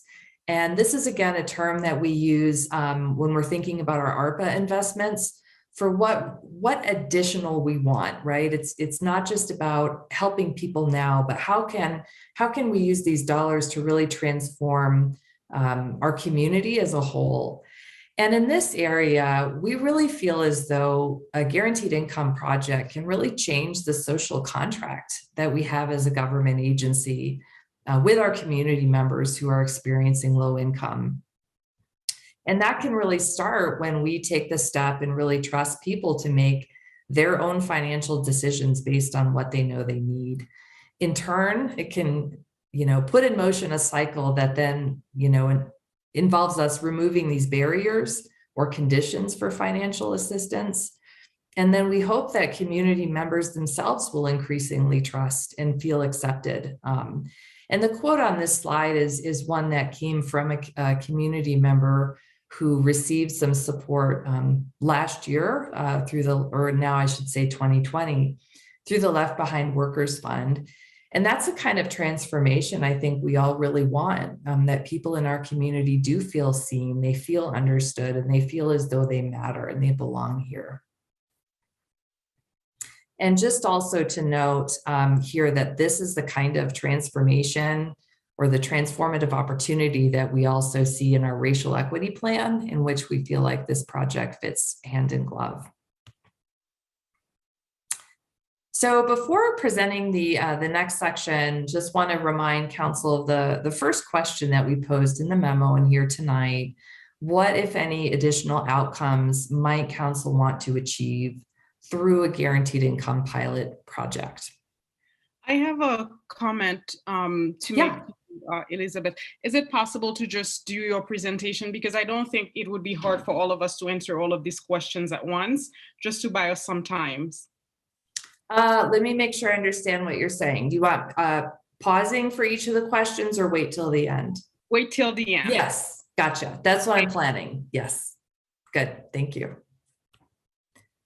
So what the outcomes that we've shared in the memo, and which are here on the slide again, were generated from city staff with input from some of our nonprofit partners who we've engaged with starting back in December and earlier in January. And also we're informed on the kinds of outcomes that other pilot projects have experienced. And these include reduced poverty, for people participating and possibly community-wide, increased housing and food security. We want to see outcomes in terms of levels of employment, potentially higher wages, whether people decide with this support that they want to advance their education and to withstand, again, the ability to withstand financial hardship and crisis, et cetera.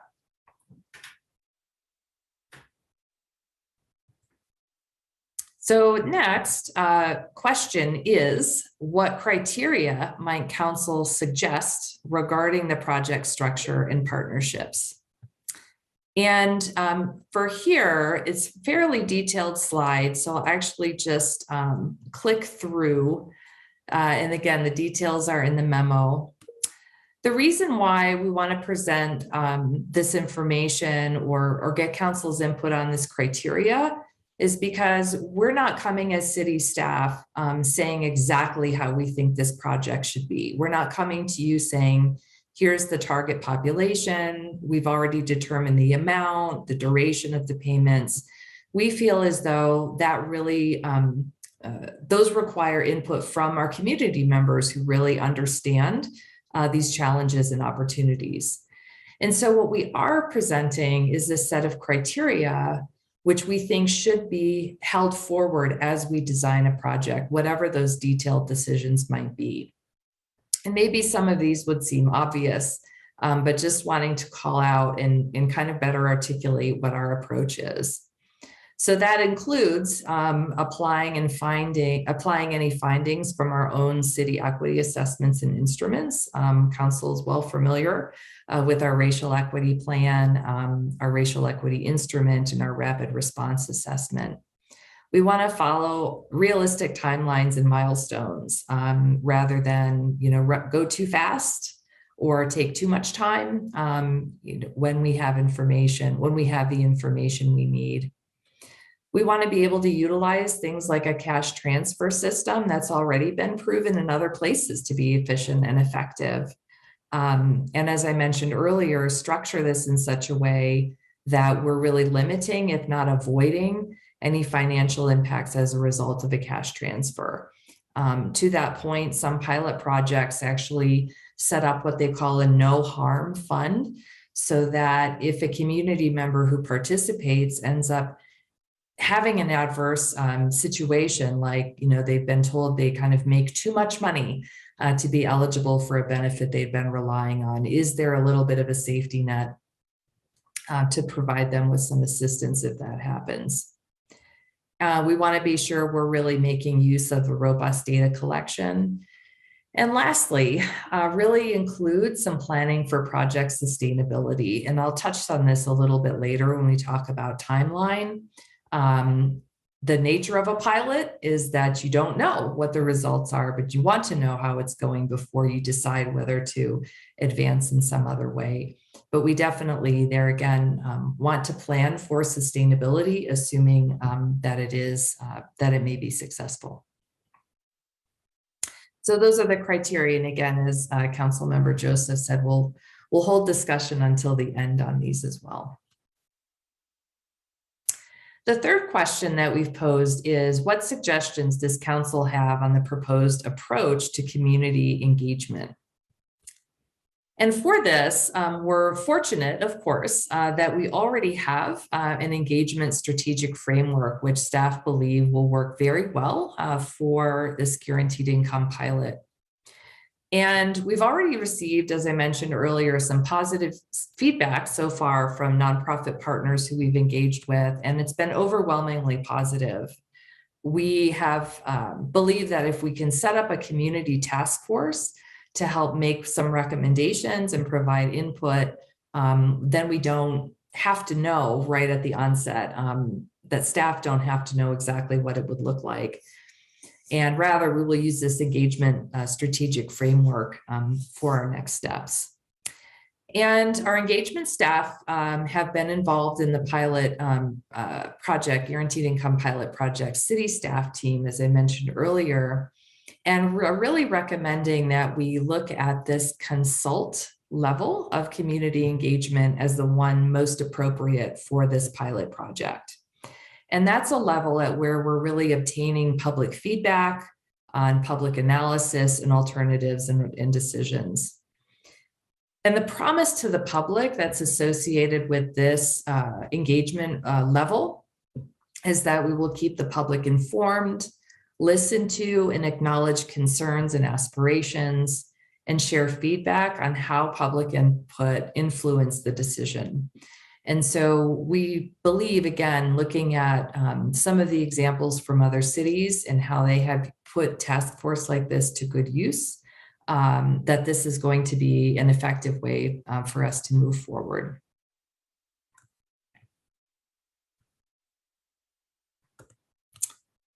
And next, brief timeline. It's a little tricky to say exactly what this timeline might be before we really have a project manager in place to help move things forward at a pace that would be faster than what we can with our current staff capacity, et cetera. But this, again, is based on some of the average timeframes from other guaranteed income pilots. I mentioned in the memo that some pilots have been launched in less than a couple of months, where it's been very simple and structure, and where city staff were taking a lead and really making a lot of the decisions that we believe a community input is really optimal. And going all the way up to several years, that some pilots have actually done a lot of data collection and analysis on community needs well before they decided to move ahead. But, if we are to start in June and issuing an RFP for and selecting a project manager based on some of the other experiences from pilot projects in other cities, it's possible that we could begin an actual cash transfer by the end of the first quarter 2023. Of course, it is ARPA funds, and so we have through 2026 to expend those resources. And if at the end of the pilot there is interested in moving ahead with something more sustainable, this is a cycle that could repeat itself with a different, potentially lessons learned, potentially new partners. Again, really kind of incorporating what we know from the pilot to keep it moving ahead. So the last slide I have is again, just kind of reposing these questions for council. Again, we have Cameron Burns available to help answer questions if council have any questions for him. And I will stop there and be happy to answer questions as well. Thank you very much. Thank you so much for this presentation. Are there any council questions or comments to the questions that are on the screen? First, we have Nicole. Go ahead. Thanks so much for this presentation and for all the work that's kind of gone into this so far. I think regarding that first question, honestly the second one as well, what I'm really most interested in is what the people who will benefit from this program see as the outcomes. I really feel like as a Boulder homeowner, I am not the right person to be providing a lot of feedback on outcomes, nor should I be trying to dictate what benefits other people might expect to get when I'm coming from a very different place. So I would just be very interested in hearing more about what the community members and the folks who will benefit have to say in response to that question. So I know I'm not totally answering the question, but it's more that I don't feel like I'm the right person to answer some of these questions. And as far as the approach to community engagement, I would really like to see most of the engagement for this project coming from the folks who are going to benefit from it.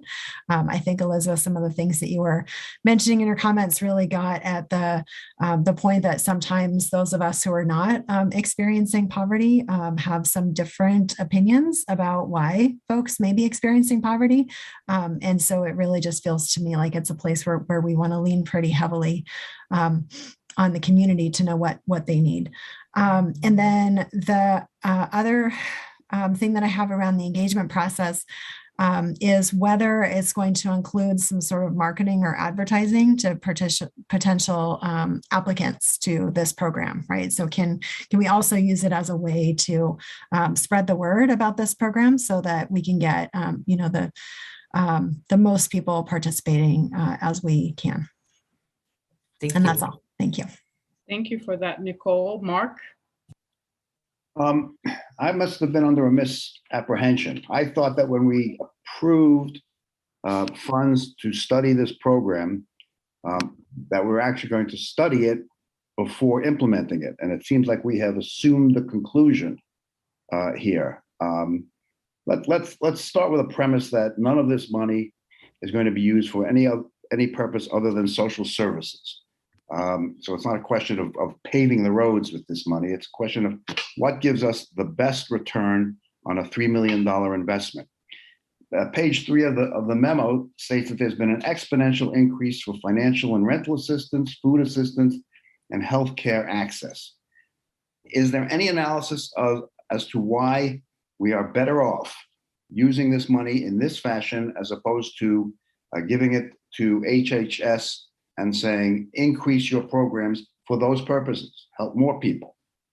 Are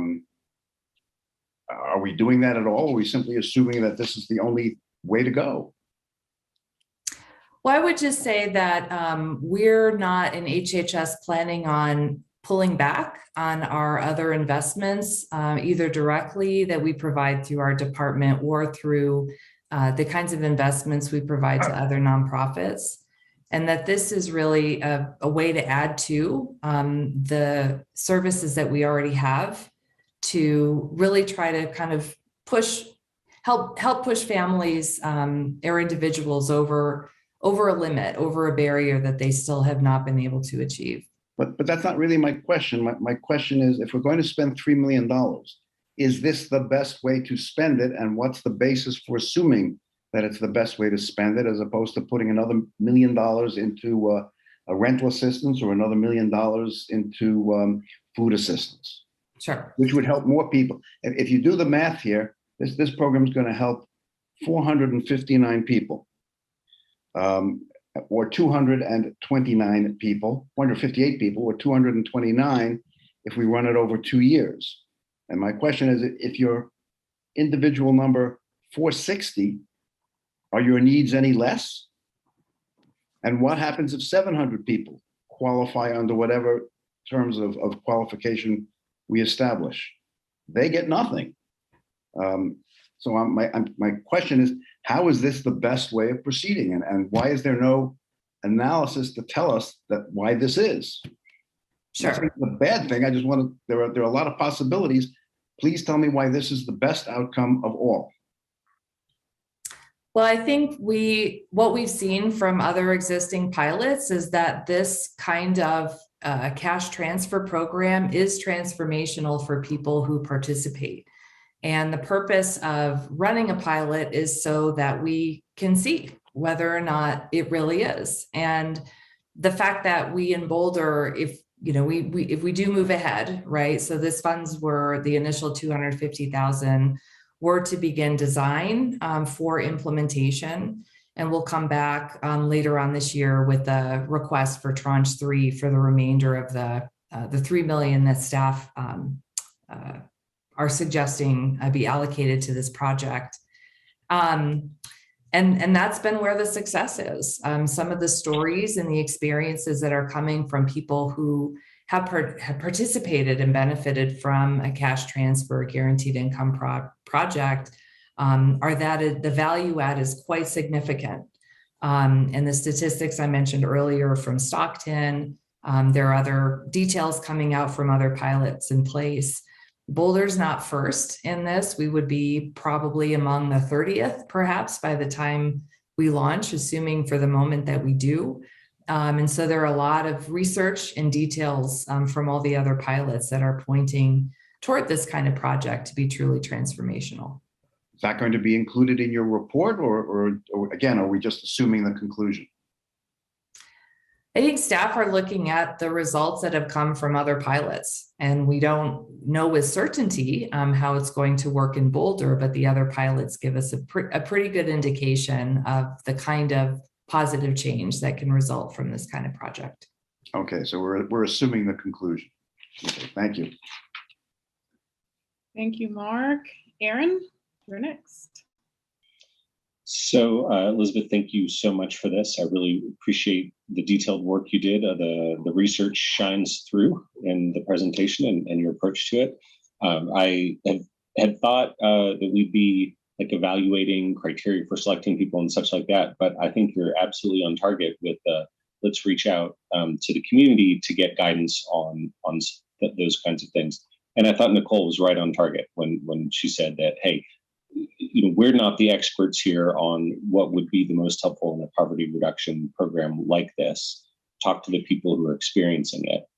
Although I would just add to that, not just to the people who are currently eligible, but also people with lived experience in this area who might be in better shape now and might not be maybe eligible now, but who have experienced some real hard times can also add insight into it. So definitely do some broader outreach, I would say, but I think we do want to focus in on, for people who are struggling in our community, what would be a program that would be the most helpful, to them within the parameters that you're sort of talking about.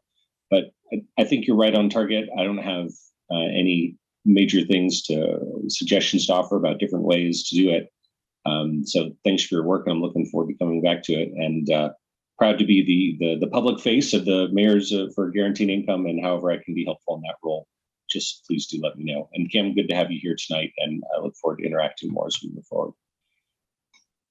Thank you. Thank you for that. Tara, you next.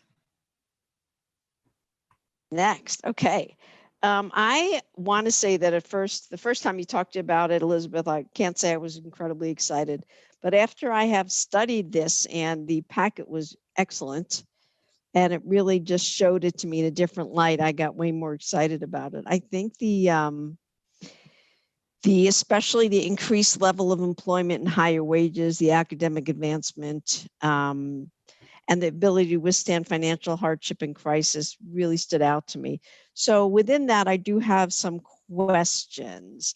As far as hard data, can you give us details? Can you get us detailed how it helped people specifically, and in what cities? And so in other words, the cities that were most like us, how did it help them? Stockton, I don't believe it was a great, I actually went into the details of the Stockton report. I was so interested, but we're not exactly like Stockton. So I would like to see how, I would like to know more information in the details of other cities that are most like us, how it specifically helped, percentages of whom it helped. And I'm also very interested in where it didn't help. And or is there any instance where the program actually didn't work? So it's always good to look at the positives, but also the negatives, so we can assess properly. My next question is, it's only going, ARPA funds ends in 2026, and then what happens? It ends, and in your studies, have other cities, have the people who have been getting the funds been okay when it ended, or has there been disappointment, and has it kind of like, what's the word where it back, what's the word, Elizabeth? Back. I'm not sure. Somebody help me. Everybody knows me. Where it actually had the opposite effect, whatever that word is. Oh, okay. You know what I'm saying? And so the fact that it's a 1 to 2 year program and then it's over because ARPA funds are over, where does that go? Those are my two thoughts. Backlash. Thanks, Nicole. Backlash. And so those are my questions. And then backfires. I'm getting a lot of backfire, backlash. You know what I'm saying. Backfire. I think it's backfire. Anyway, so those are my two thoughts right now. And I would be really interested in your answers to that, or if you need to think about it and then, write us at a different, at a different time, that would also be okay. Well, I'll answer very briefly, and then I think this is certainly a good question for Cameron Burns to weigh in on, because I think he's much more familiar with some of the other pilot projects. Just last thing first. So the nature of the pilot projects as they've been rolled out in other places is it's well known when people apply, they fully understand at the front end that if they're identified or chosen for the program, for the project, that the assistance is time stamped. It's a year, it's 18 months, it's 2 years, and that's it. So there's no surprises that come with that. And some pilots have, and perhaps at this point it's all, but at least those that I've looked at most closely and spoken with the staff members for other pilots have shared that they're very upfront with community members that the projects are designed to help them avoid that backlash, the backfire. If something were to happen again and they run into a problem with some benefits that they're currently receiving. And they can choose, right? There may be a small amount of risk that comes with that. Maybe you do, there is an impact to SSI and they can choose not to participate. But again, most other pilot projects also have a built-in kind of no harm fund or some other mechanism so that if that happens, that participant is kind of not, not left out in the cold, so to speak.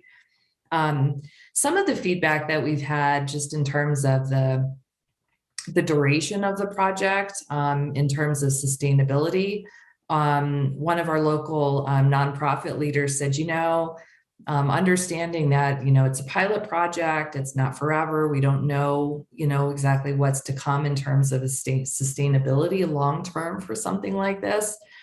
But that if you are able to, or if we are able to really truly invest, on that, even for that short period of time in that individual, in that family, it can be life-changing for that period of time in a way that could transform in the long term.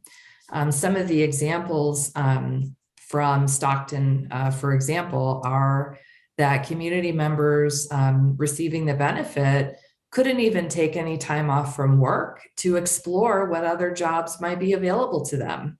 They couldn't pay for childcare for that amount of time. They just had a different sense of what it was like to be able to take a risk, to have an internship that led to something far greater.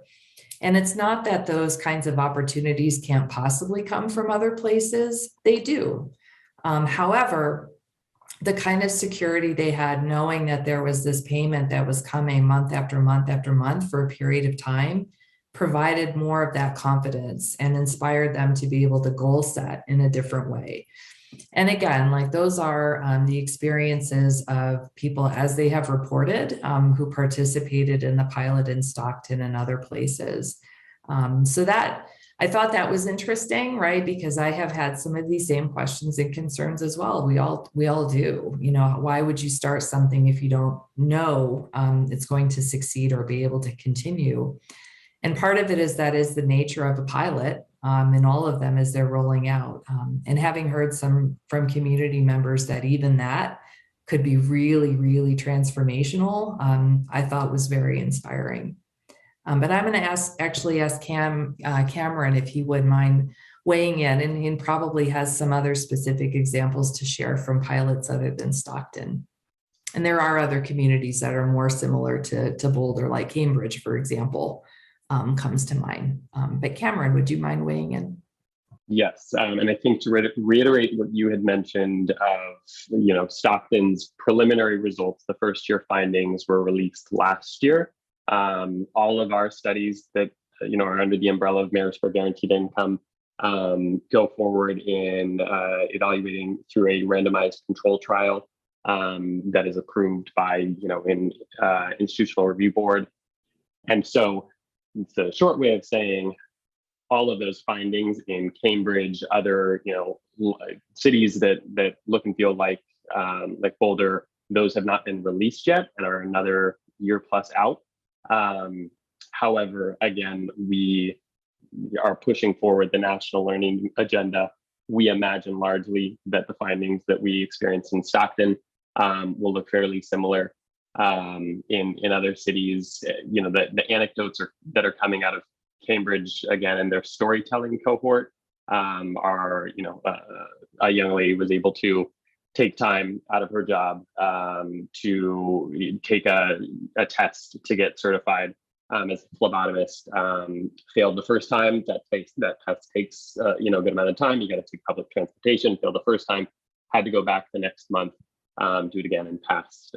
So there's anecdotes like that. We don't have yet the data from the 40 plus cities to lean on, but we will certainly have that. And I guess to not shoot myself in the foot and answer the what didn't go well in guaranteed income pilots, I'm answering truthfully and honestly. I do not have anything to point to that didn't go well. Again, the main questions, the fundamental questions that we were kind of looking to learn were, how does a guaranteed income impact volatility? So when you're looking at a typical American family, they experience anywhere between a 30% high or low take home income. And you can imagine that if a family is on the low income receiving month and they get a flat tire or experience some other kind of shock, that could send them into a financial tailspin. So the first question, what does an income floor kind of mean to our recipients? And it dramatically reduced their income volatility. The second question, to what degree do changes in income volatility alter financial well-being, but also psychological distress and physical functioning? So our researchers administered what is called the Kessler scale and a few other instruments that, like when you go to the doctor's office, it's literally the same questionnaire that they use to kind of understand where you're at mentally. Many of the recipients experience mild to moderate depression, and it is strictly tied to their experience with poverty. When the guaranteed income came through, you can see the graph literally just precipitates downwards. So that is the second question. And the third one is, how does guaranteed income generate agency over one's future? So again, the framing of our national learning agenda that is working in lockstep with dozens of other cities, in our view, are asking the right questions, whereas 20, 30 years ago, the agenda of kind of welfare reform was specifically to reduce the roles of folks, welfare to work, or the end of welfare as we know it. The research back then asked different questions. We are now asking these questions. So yeah, I don't know if I missed some part of your question threads, but no bad things to report out. Thank you, guys. I'm excited and intrigued. Thank you. Next, we have Lauren and then Bob. Thank you. I strongly agree with Nicole's statements regarding outreach, engagement, and program design. But as the engagement moves forward, it would be good to see what additional aggregate data can be gleaned from sort of the information coming out of communities who've used programs like this. I'm thinking about things like, you know, do we have information regarding selection criteria that suggests who experiences the greatest transformational effect? What duration is required to see that kind of benefit, and if there's any fall off regarding the amount of time that the program has, you know, if the program exceeds a certain duration, that you're not seeing as much transformational benefit. That might be hard to glean, but if we can pull any information like that, I think it would be really helpful to have that as the engagement process moves forward. And in terms of the collection of data, I would support anything that helps bring in additional future funding. For instance, if we can show the reduced reliance on particular programs or organizations, perhaps we could use that information in the future to help secure additional funding partners. Thank you for that. Next, we have Bob. Well, Elizabeth and Cam, thanks so much for the presentation. And Elizabeth, I'm going to follow the pattern of my colleagues and actually not answer your questions either. But I do have some suggestions that I'm going to volunteer. You're having a lot of help tonight. I think that actually, in a way, Nicole and Mark were kind of asking the same question or making the same suggestion. They kind of approached it a little bit differently, but it really came down to program design, right? And so I'm going to maybe state it slightly different than they did. You know, right now we have programs that aggregate, assistance programs that aggregate to about $2 million, according to the staff memo you provided us. And we now find ourselves with potentially another $3 million in ARPA money that we might want to provide to assistance programs. And so I guess I kind of challenge you to think about this holistically and say, listen, if we had 5 million, that is the 2 million that we already spend every year and another 3 million from ARPA, would we spend it in the allocation that we're looking at right now, which is the 2 million for the programs that we already have, plus $3 million for this guaranteed income? Or is there some different mix? Maybe it's 2.5 and 2.5, or maybe it's more towards guaranteed income and less towards these existing programs.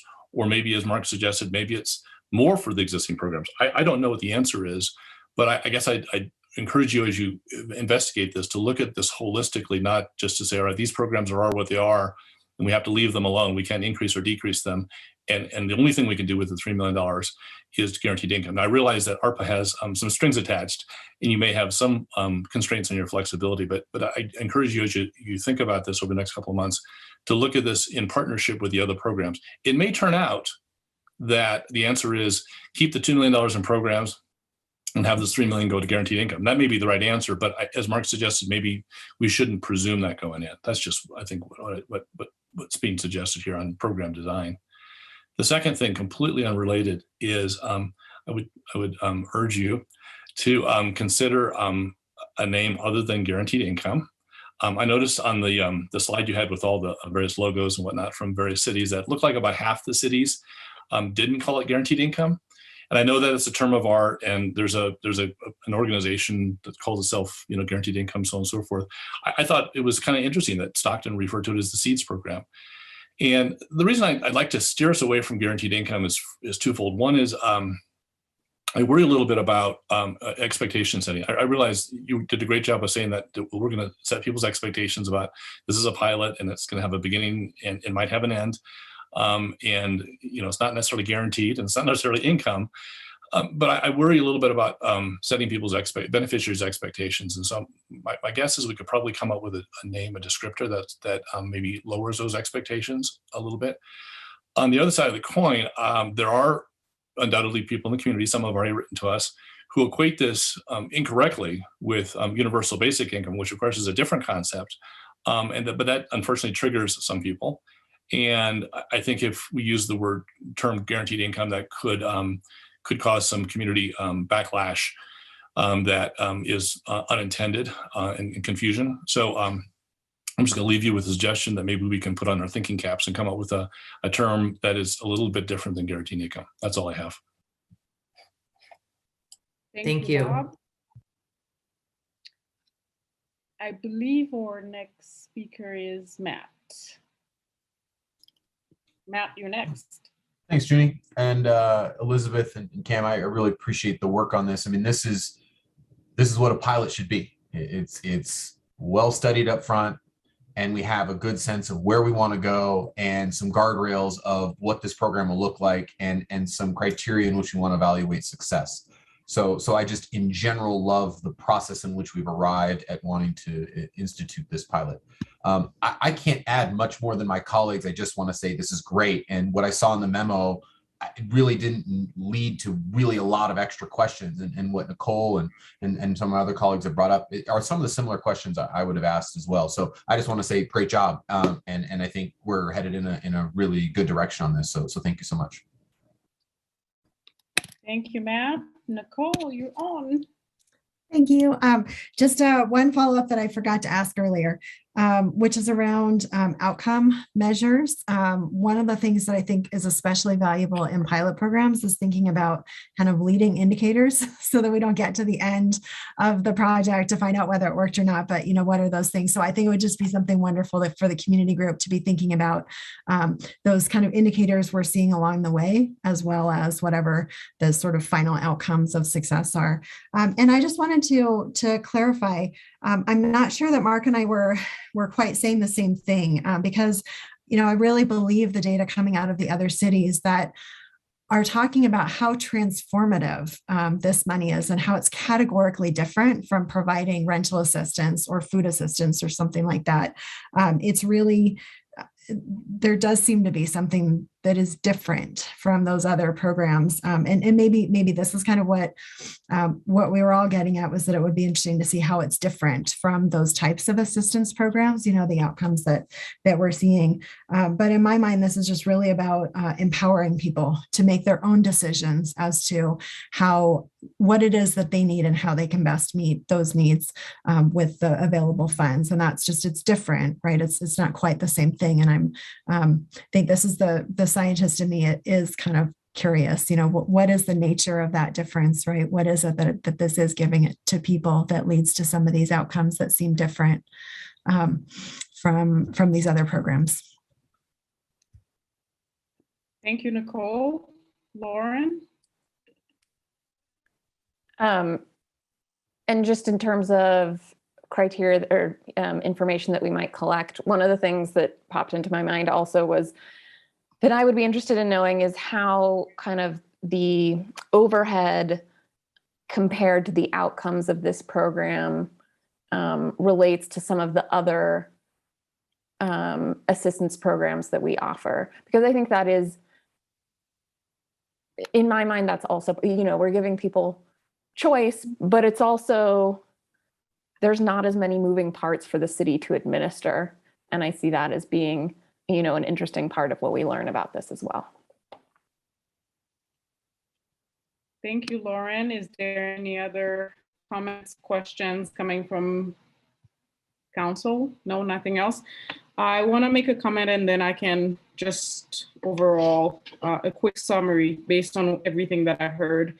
I think part of it, who do you intend to reach out to? That's something that I thought about as you were going through the presentation. And I think I've heard the same thing from my other council members. How many people? How many people do you intend to serve through this program?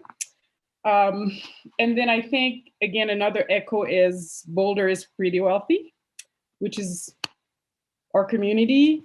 And so my hope is that you will be very specific and reach out to the exact community you believe you will be serving and who will be the beneficiary of this particular program. as opposed to the just general members of the population and asking questions. And I think it goes back to what Nicole and Aaron said.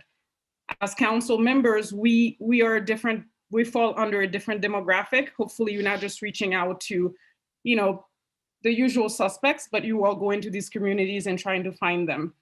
I welcome the idea of the task force. I think it's a great idea. Again, you have to be very thoughtful on who you put in this task force.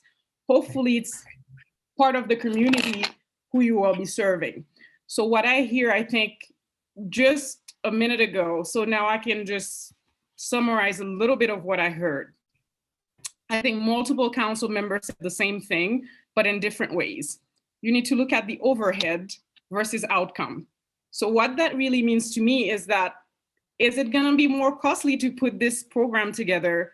And is it truly, at the end of the day, are more people being served through this program as opposed to just putting the money through HHS? And then there's questions about the program design, which we just talked about, meaning community outreach, what does that look like? And also I welcome the idea of the name change as well. You don't wanna give the false impression to community members that we intend to serve people for indefinitely. So it's good to come up with a good name. And I think as council member Bob was thinking about that, this is not the first time he's brought this up tonight. He's brought it up before. Maybe Bob, you should think about a name actually that you can bring forward. I actually have a name, Judy, but I'm not gonna share it tonight. I'm gonna keep it secret, but I've got a really clever name. Okay, all right, thank you. And now I'm going back to you, Elizabeth, and just wanting to know, have we answered all your questions? Do you have anything you want to ask us before we move to the next section of our meeting today? Well, yeah, just one quick comment, and then I'll, I think Kurt wants to make a couple of comments as well. First of all, thank you so much for your attention and the great questions. They are the questions, whether or not this is, what difference is this going to make? You know, how will this work? And again, the thing that has really spurred us forward as city staff and our nonprofit partners who have weighed in on this already as well, is that there is a difference. That poverty, being poor is expensive. Poverty is hard work. And by the nature of the financial assistance in a program like this is so different from the kinds of services we have. And that's really that transformative piece that we want to test. It's our connectors who have said, this is the kind of project we really need here. This is what our community members really can benefit from.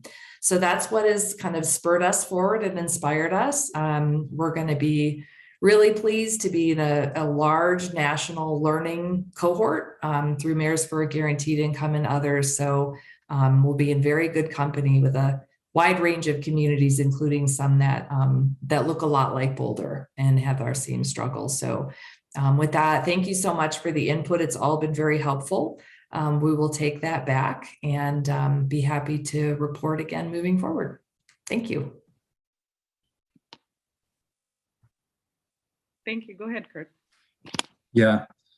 So thank you, Elizabeth, for that, and thank you, Council, for your great questions. I appreciated, Lauren, you bringing up the how we measure these outcomes, and that's helpful. The community engagement that we heard about, and I appreciate, Mark, your questions about the approach and possibly some skepticism, which can also be helpful.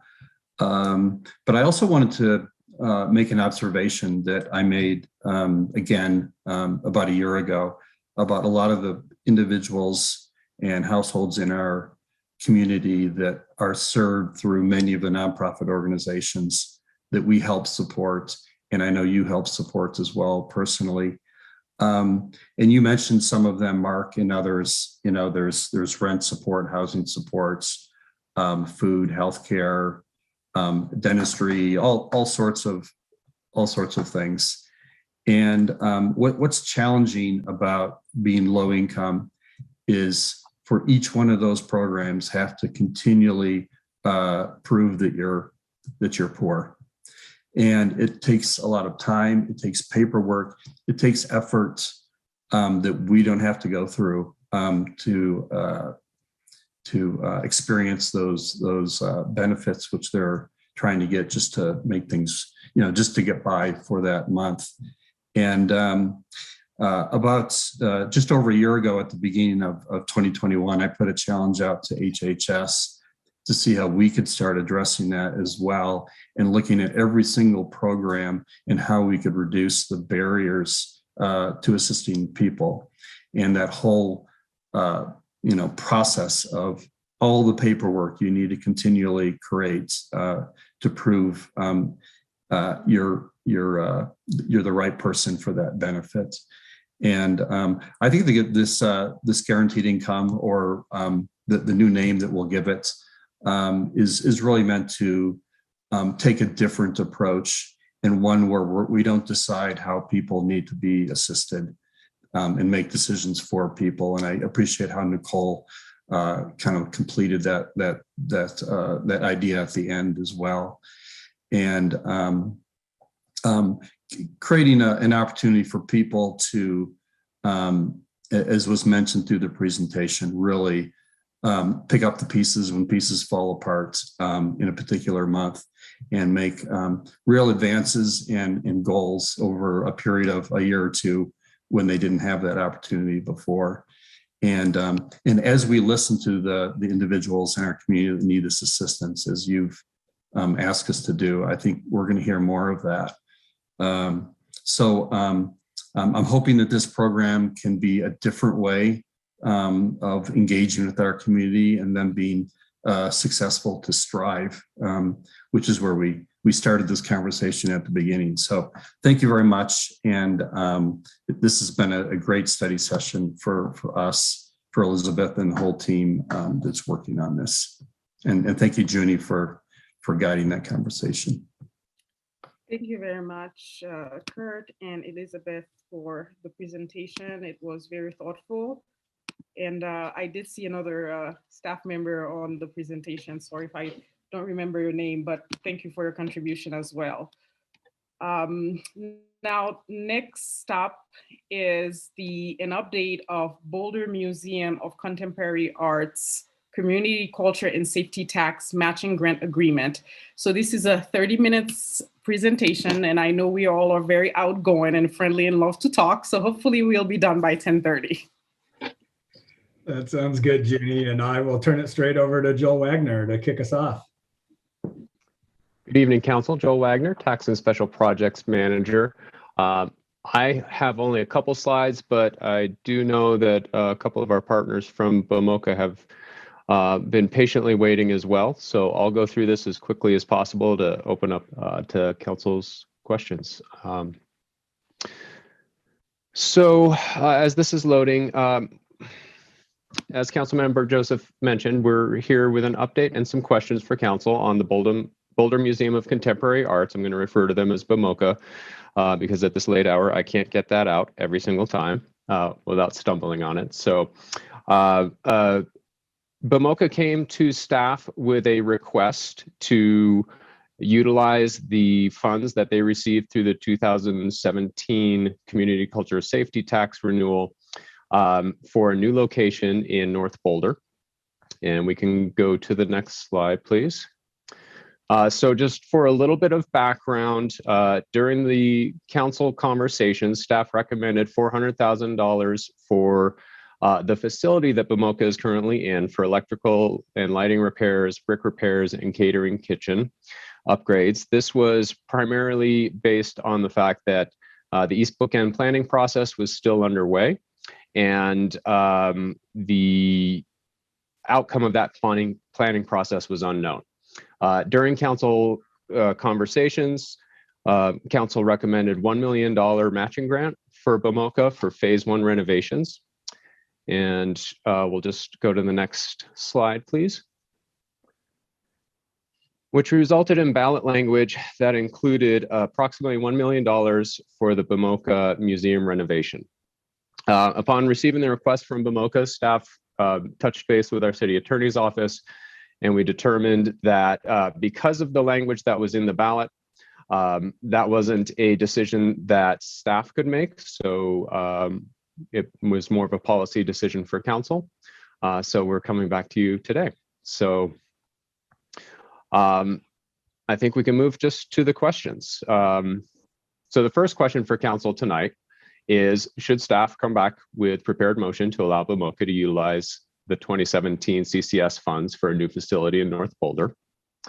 And as we discussed in the memo, one consideration this brings is that that would mean that there are funds that were originally anticipated for a city asset that would no longer be left for that asset. So does council wish to approve the full $1 million or some different amount? And then also, the timeline for the project has changed, partially because of the East Bookend planning process that was underway and BMOCA's patience with us as we worked through that. But also, as we heard earlier today, because of a global pandemic that affected not only BMOCA, but other of our nonprofit partners' abilities to fundraise for large capital projects in the city. So the second question for council tonight is, should staff prepare motion language to delegate authority to the city manager to approve extensions for the CCS agreements? Staff recommended 12 to 24 months being the term of that delegation. And so we'd appreciate council's preference on the amount of additional time. And with that, I'm actually done, and I saw a hand go up. Thank you so much. Bob, you're first.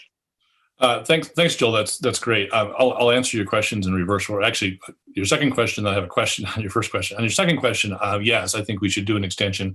You know, I know that we're still in COVID and we're not through it yet, but I always think of the COVID period as roughly 2 years from March of 2020 to spring of this year, God willing. And so it seems to me there's some logic to extending the deadline. I know BMOCA is not the only organization that hasn't quite met its match. There's a couple others out there as well that are working on it. So my suggestion would be to go to the upper limit of the 12 to 24 months that staff recommended and just make it 2 years and just take that deadline out 2 years. With respect to your first question, I do have a question. I know that there was some deferred maintenance on what's referred to as the cold storage building, which is where BMOCA is now. And if BMOCA takes the full $1 million match to its new location in Nobo, which I think is great, I'm supportive of that. It's not critical of that idea, but it's really more of a question for you, Joel, or somebody on staff. We still have some deferred maintenance on the cold storage building, and my guess is we'll put it to some other good use at some point in time after BMOCA leaves. In 2021, we did another community culture safety and resilience tax, or resilience and safety tax, that allocated, I think, $4 million of the $200 million in that tax to an area around that. I don't know if it was exactly East Bookend or maybe Central Park, but that zone. Could we use some of that $4 million for that deferred maintenance on the cold storage building if BMOCA doesn't use it and takes it up to North Boulder? Thank you, Bob. Excuse me. Thank you for those questions. Let's see. I know Allie was here before. I'm not sure if Allie Rhodes is still on. I don't believe so. So I'll do my best to answer that, and I'll ask Cara or others to chime in. So I believe that the money and project that was anticipated with the 2021 renewal was for the civic area phase 2, so mainly park and hardscape improvements and connections improvements. It was a representative project. So beyond that, I don't think there's more detail, but I'll pause and provide space if anybody else from staff who was more intimately involved with the infrastructure portion of the renewal is available. I'm happy to jump in if you want, Joel. And I would just, I would agree. Yes, that was what we specifically flagged in CCRS. But I think, Bob, to your question, that's something probably a few years here in the future, and we have unallocated CCRS money. There's also going to be a very extensive community conversation on kind of what the East Bookend should be now as we start to kind of pick that back up. here in the next few years. So I think there are options and opportunities for us to look at funding sources for any of the work that needs to be done on the building in the future. That's great, guys. I really appreciate that. So, and to answer your question, Joel, yes, I support allowing BMOCA to take the $1 million up to their new project in Nobo. I support a 2-year extension, and I just don't want us to lose sight of the deferred maintenance on the cold storage building as we think about what that might be in the future. Thanks. Thank you. Bob, we have Matt. You're next. Thanks, Junie. And Joel, I appreciate the work on this. And I also want to say thank you to David and all the staff at BMOCA for their work and also their creative thinking and starting to think about a new way to reimagine and an evolution for BMOCA and really taking what has been a sort of a crown jewel of sort of our arts community to the next level. So I'm really quite proud of that imagination and the steps to go there. To answer these two questions, I support the transferring of that $1 million. I think that's just a good investment for a critical part of our community in terms of arts. And I agree with Bob that extending out to 24 months is the prudent decision, just because we're still sort of in some uncertain times and want to provide some maximum flexibility for everyone to reach their match. But I will also note and just sort of mark for staff and council colleagues. Mark and I serve on as the council reps for BMOCA on their board. There are a couple things that I would just sort of flag that we should be thinking about maybe sooner rather than later as they get a little bit into their design processes. There's going to be maybe some zoning quirks that we might need to tackle, particularly regarding liquor license and proximity to a school, ceiling heights on 1 or 2 floors and how that's going to be allowed given where they're at. And so I know that we can do those things, but I think it's important for us, especially when we're dealing with a big capital improvement, that we tackle those things ahead of time so that we don't have money or resources spent or wasted waiting for us to make clear decisions on what they can and can't do. So I think those are just some things I'd like to raise, just going forward, and hopefully we can tackle them sooner rather than later before they get too far down the path of design and or capital fundraising for a specific kind of project and that sort of stuff. But anyway, this is all great stuff. So thanks for your work on it. Alrighty, next we have Aaron. So thanks for bringing this forward. I really appreciate staff's work on analyzing this. Before this year, I was the council representative on the BMOCA's board for several years, and they're such a great organization and group to work with. I see the director and deputy director here tonight, David Dedone and Gwyneth Birak. Thanks for being here tonight. And I watched how the board was trying to work to accommodate BMOCA's expansion and improvement plans within the context of the East Bookend. And, for no one's particular fault, the East Bookend planning process is taking much, much longer than had been initially thought. But they were a patient partner, but at a certain point they realized it was going to take us probably another 5 or 10 more years to figure out the whole thing, and came up with this really creative relocation plan, which I'm really excited about, in Nobo, right in the Nobo Arts District, across the street from our new branch library that's getting constructed. So I think it'll have a really impressive catalytic effect on that burgeoning art district up in the north part of Boulder. But it's also in a great location in that it's right next to the city's largest mobile home park, across the street or right down the street from another mobile home park, and then within walking distance of hundreds and hundreds of additional affordable housing units. So it'll bring art into the neighborhoods and homes of a lot of people who don't regularly have the opportunity to access that kind of cutting edge art currently. So I'm very excited about it. I absolutely support transferring the $1 million to the location and also the 24-month extra time, and look forward to BMOCA's continued success and new plans. Thanks.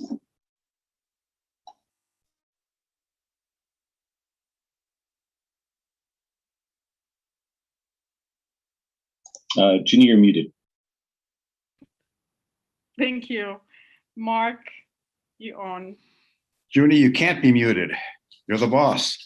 A couple things. I agree with Matt. We're going to need to tackle a few issues, and it's probably better to get around to it as early as we can, such as the liquor license issue.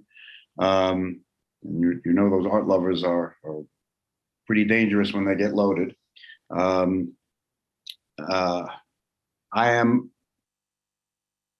supportive of transferring the funds, but I want to at least raise the question of whether there ought to be any effort on the part of BMOCA to do some of the fundraising that they have committed to do. And for the original grant, they were going to have to do it on a matching fund basis. I want to at least raise the issue of whether it's appropriate for them to be putting some skin in the game now as well. I'm also concerned are we going to have any community outreach with respect to this transfer? I assume it will be widely approved, but it may be useful to get some other opinions on it. And with respect to the extension of the CCS agreements, that's an easy one. I would empower the city manager to go up to 2 years, and I think that's great. And I assume that there's nothing in the original grant that creates a legal impediment for us to do the transfer in terms of the specificity of the grant in its original form.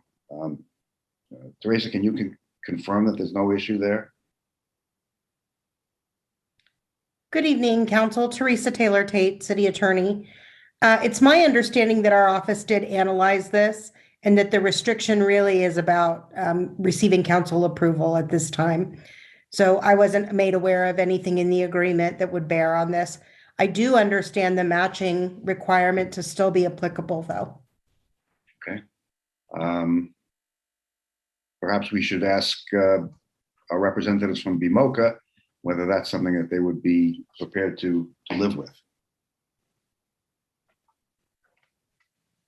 Hi, everyone. This is David Dodone, Executive Director and Chief Curator, and thank you for bringing BMOCA's request to the conversation. So, Mark, to answer your question, yes, we have embarked in a capital campaign, and we expect to match the $1 million and actually raise all the funds to be able to build the new facility in North Boulder. So. And you will be a hero. Good. Terrific. Thank you. I'm done. Thank you, Mark. Next, Tara. Well, hello, everybody. I remember when back in 2017, I was actually on that Community Culture and Safety Tax Working Group. And I remember BMOCA making the presentation and how excited we all were. So in the spirit of that, and I'm only speaking for myself, obviously there were other people on that working group.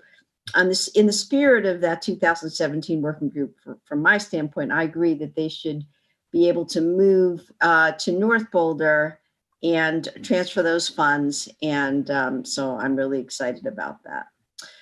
North Boulder is our designated arts district with such a large population of artists, but I also think that it's going to really give us that anchor that we need and make it even more vibrant than it is now and increase the tourism in that area. We also think the current building is not sustainable for current growth. It's just too small. And plus, David just said that he already has someone willing to donate land, and he already has the funding or is on his way to the funding. So in that, I'm very excited, and I say yes to 1 and 2. Thank you for that, Tara. Lauren? Yeah, I agree. I support both of these.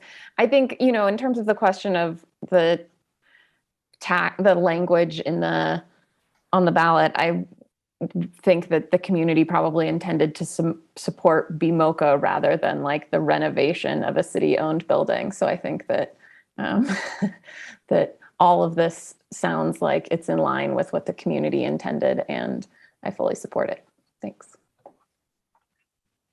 Thank you, Lauren. Rachel? Yep. Hi, David, and thanks for the presentation to staff. To me, the question is sort of, should that $1 million attach to BMOCA or to the property? And I think it's perfectly consistent with the voter intent and the ballot language to let it follow BMOCA, the organization, to North Boulder. So I'm supportive of the $1 million going north, and I'm supportive of the 2-year extension to make sure that we line everything up that we need to. So I think it's a question of authorizing NURIA to approve extensions. So that's also a yes. Thanks. Alrighty, thank you. Is there, well, I can make a comment as well. I'd say yes to everything. I don't need to add any more than what council has already said. And thank you for all the work that you're doing in the community, David. Thank you so much. Do you have any follow-up comments you want to make? Yeah, I just want to thank everyone for their support, both council and staff.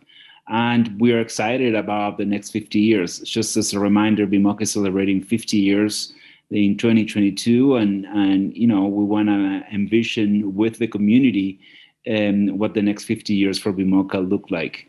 In that extent, we have embarked in community outreach, and we need your feedback. We need the community's feedback, and council feedback would be also fantastic. So we're working with a couple of consultants that are going to be reaching out to the community, and particularly community North Boulder. So engaging everyone and gathering their thoughts about how can we better serve the community would be fantastic. Thank you, everyone. All righty, well, thank you. This was the last item on the agenda for tonight. Are there any last thought or business from council members? Aaron. Yeah, just a question to staff on this matter that we just discussed about the MOCA reallocation. When would we see a formal motion to approve that change? Thank you, Mayor. So thank you for the clear guidance. We'll work with City Clerk's office to get this scheduled as quickly as we can. And to answer a question that was left unanswered for Council Member Wallach, this will come back because it's a motion as a public hearing. So there will be some opportunity for public input at that point. Do you have a sense of a rough time frame? I'm sorry, I don't, but I will. I'll chat with our city clerk in the morning, and we'll get back to you as soon as we can. Sounds good. Thank you. Thanks. Thank you, Aaron. Is there any other comment, question? Go ahead, Mark. Yeah, Junie, I just wanted to thank you for your efficient herding of the cats this evening. Well done. Thank you. Thank you so much. Is there any comment from staff? Chris, do you have any comment? No, well done. You made it before 10:30. Awesome. No, you did it. Council did it. So thank you so much for this wonderful meeting. Thank you, staff, and everyone have a wonderful rest of your night. This concludes our study session. Thank you. Good night, everyone. Thanks for a great meeting, Jeannie. Thank you. Bye.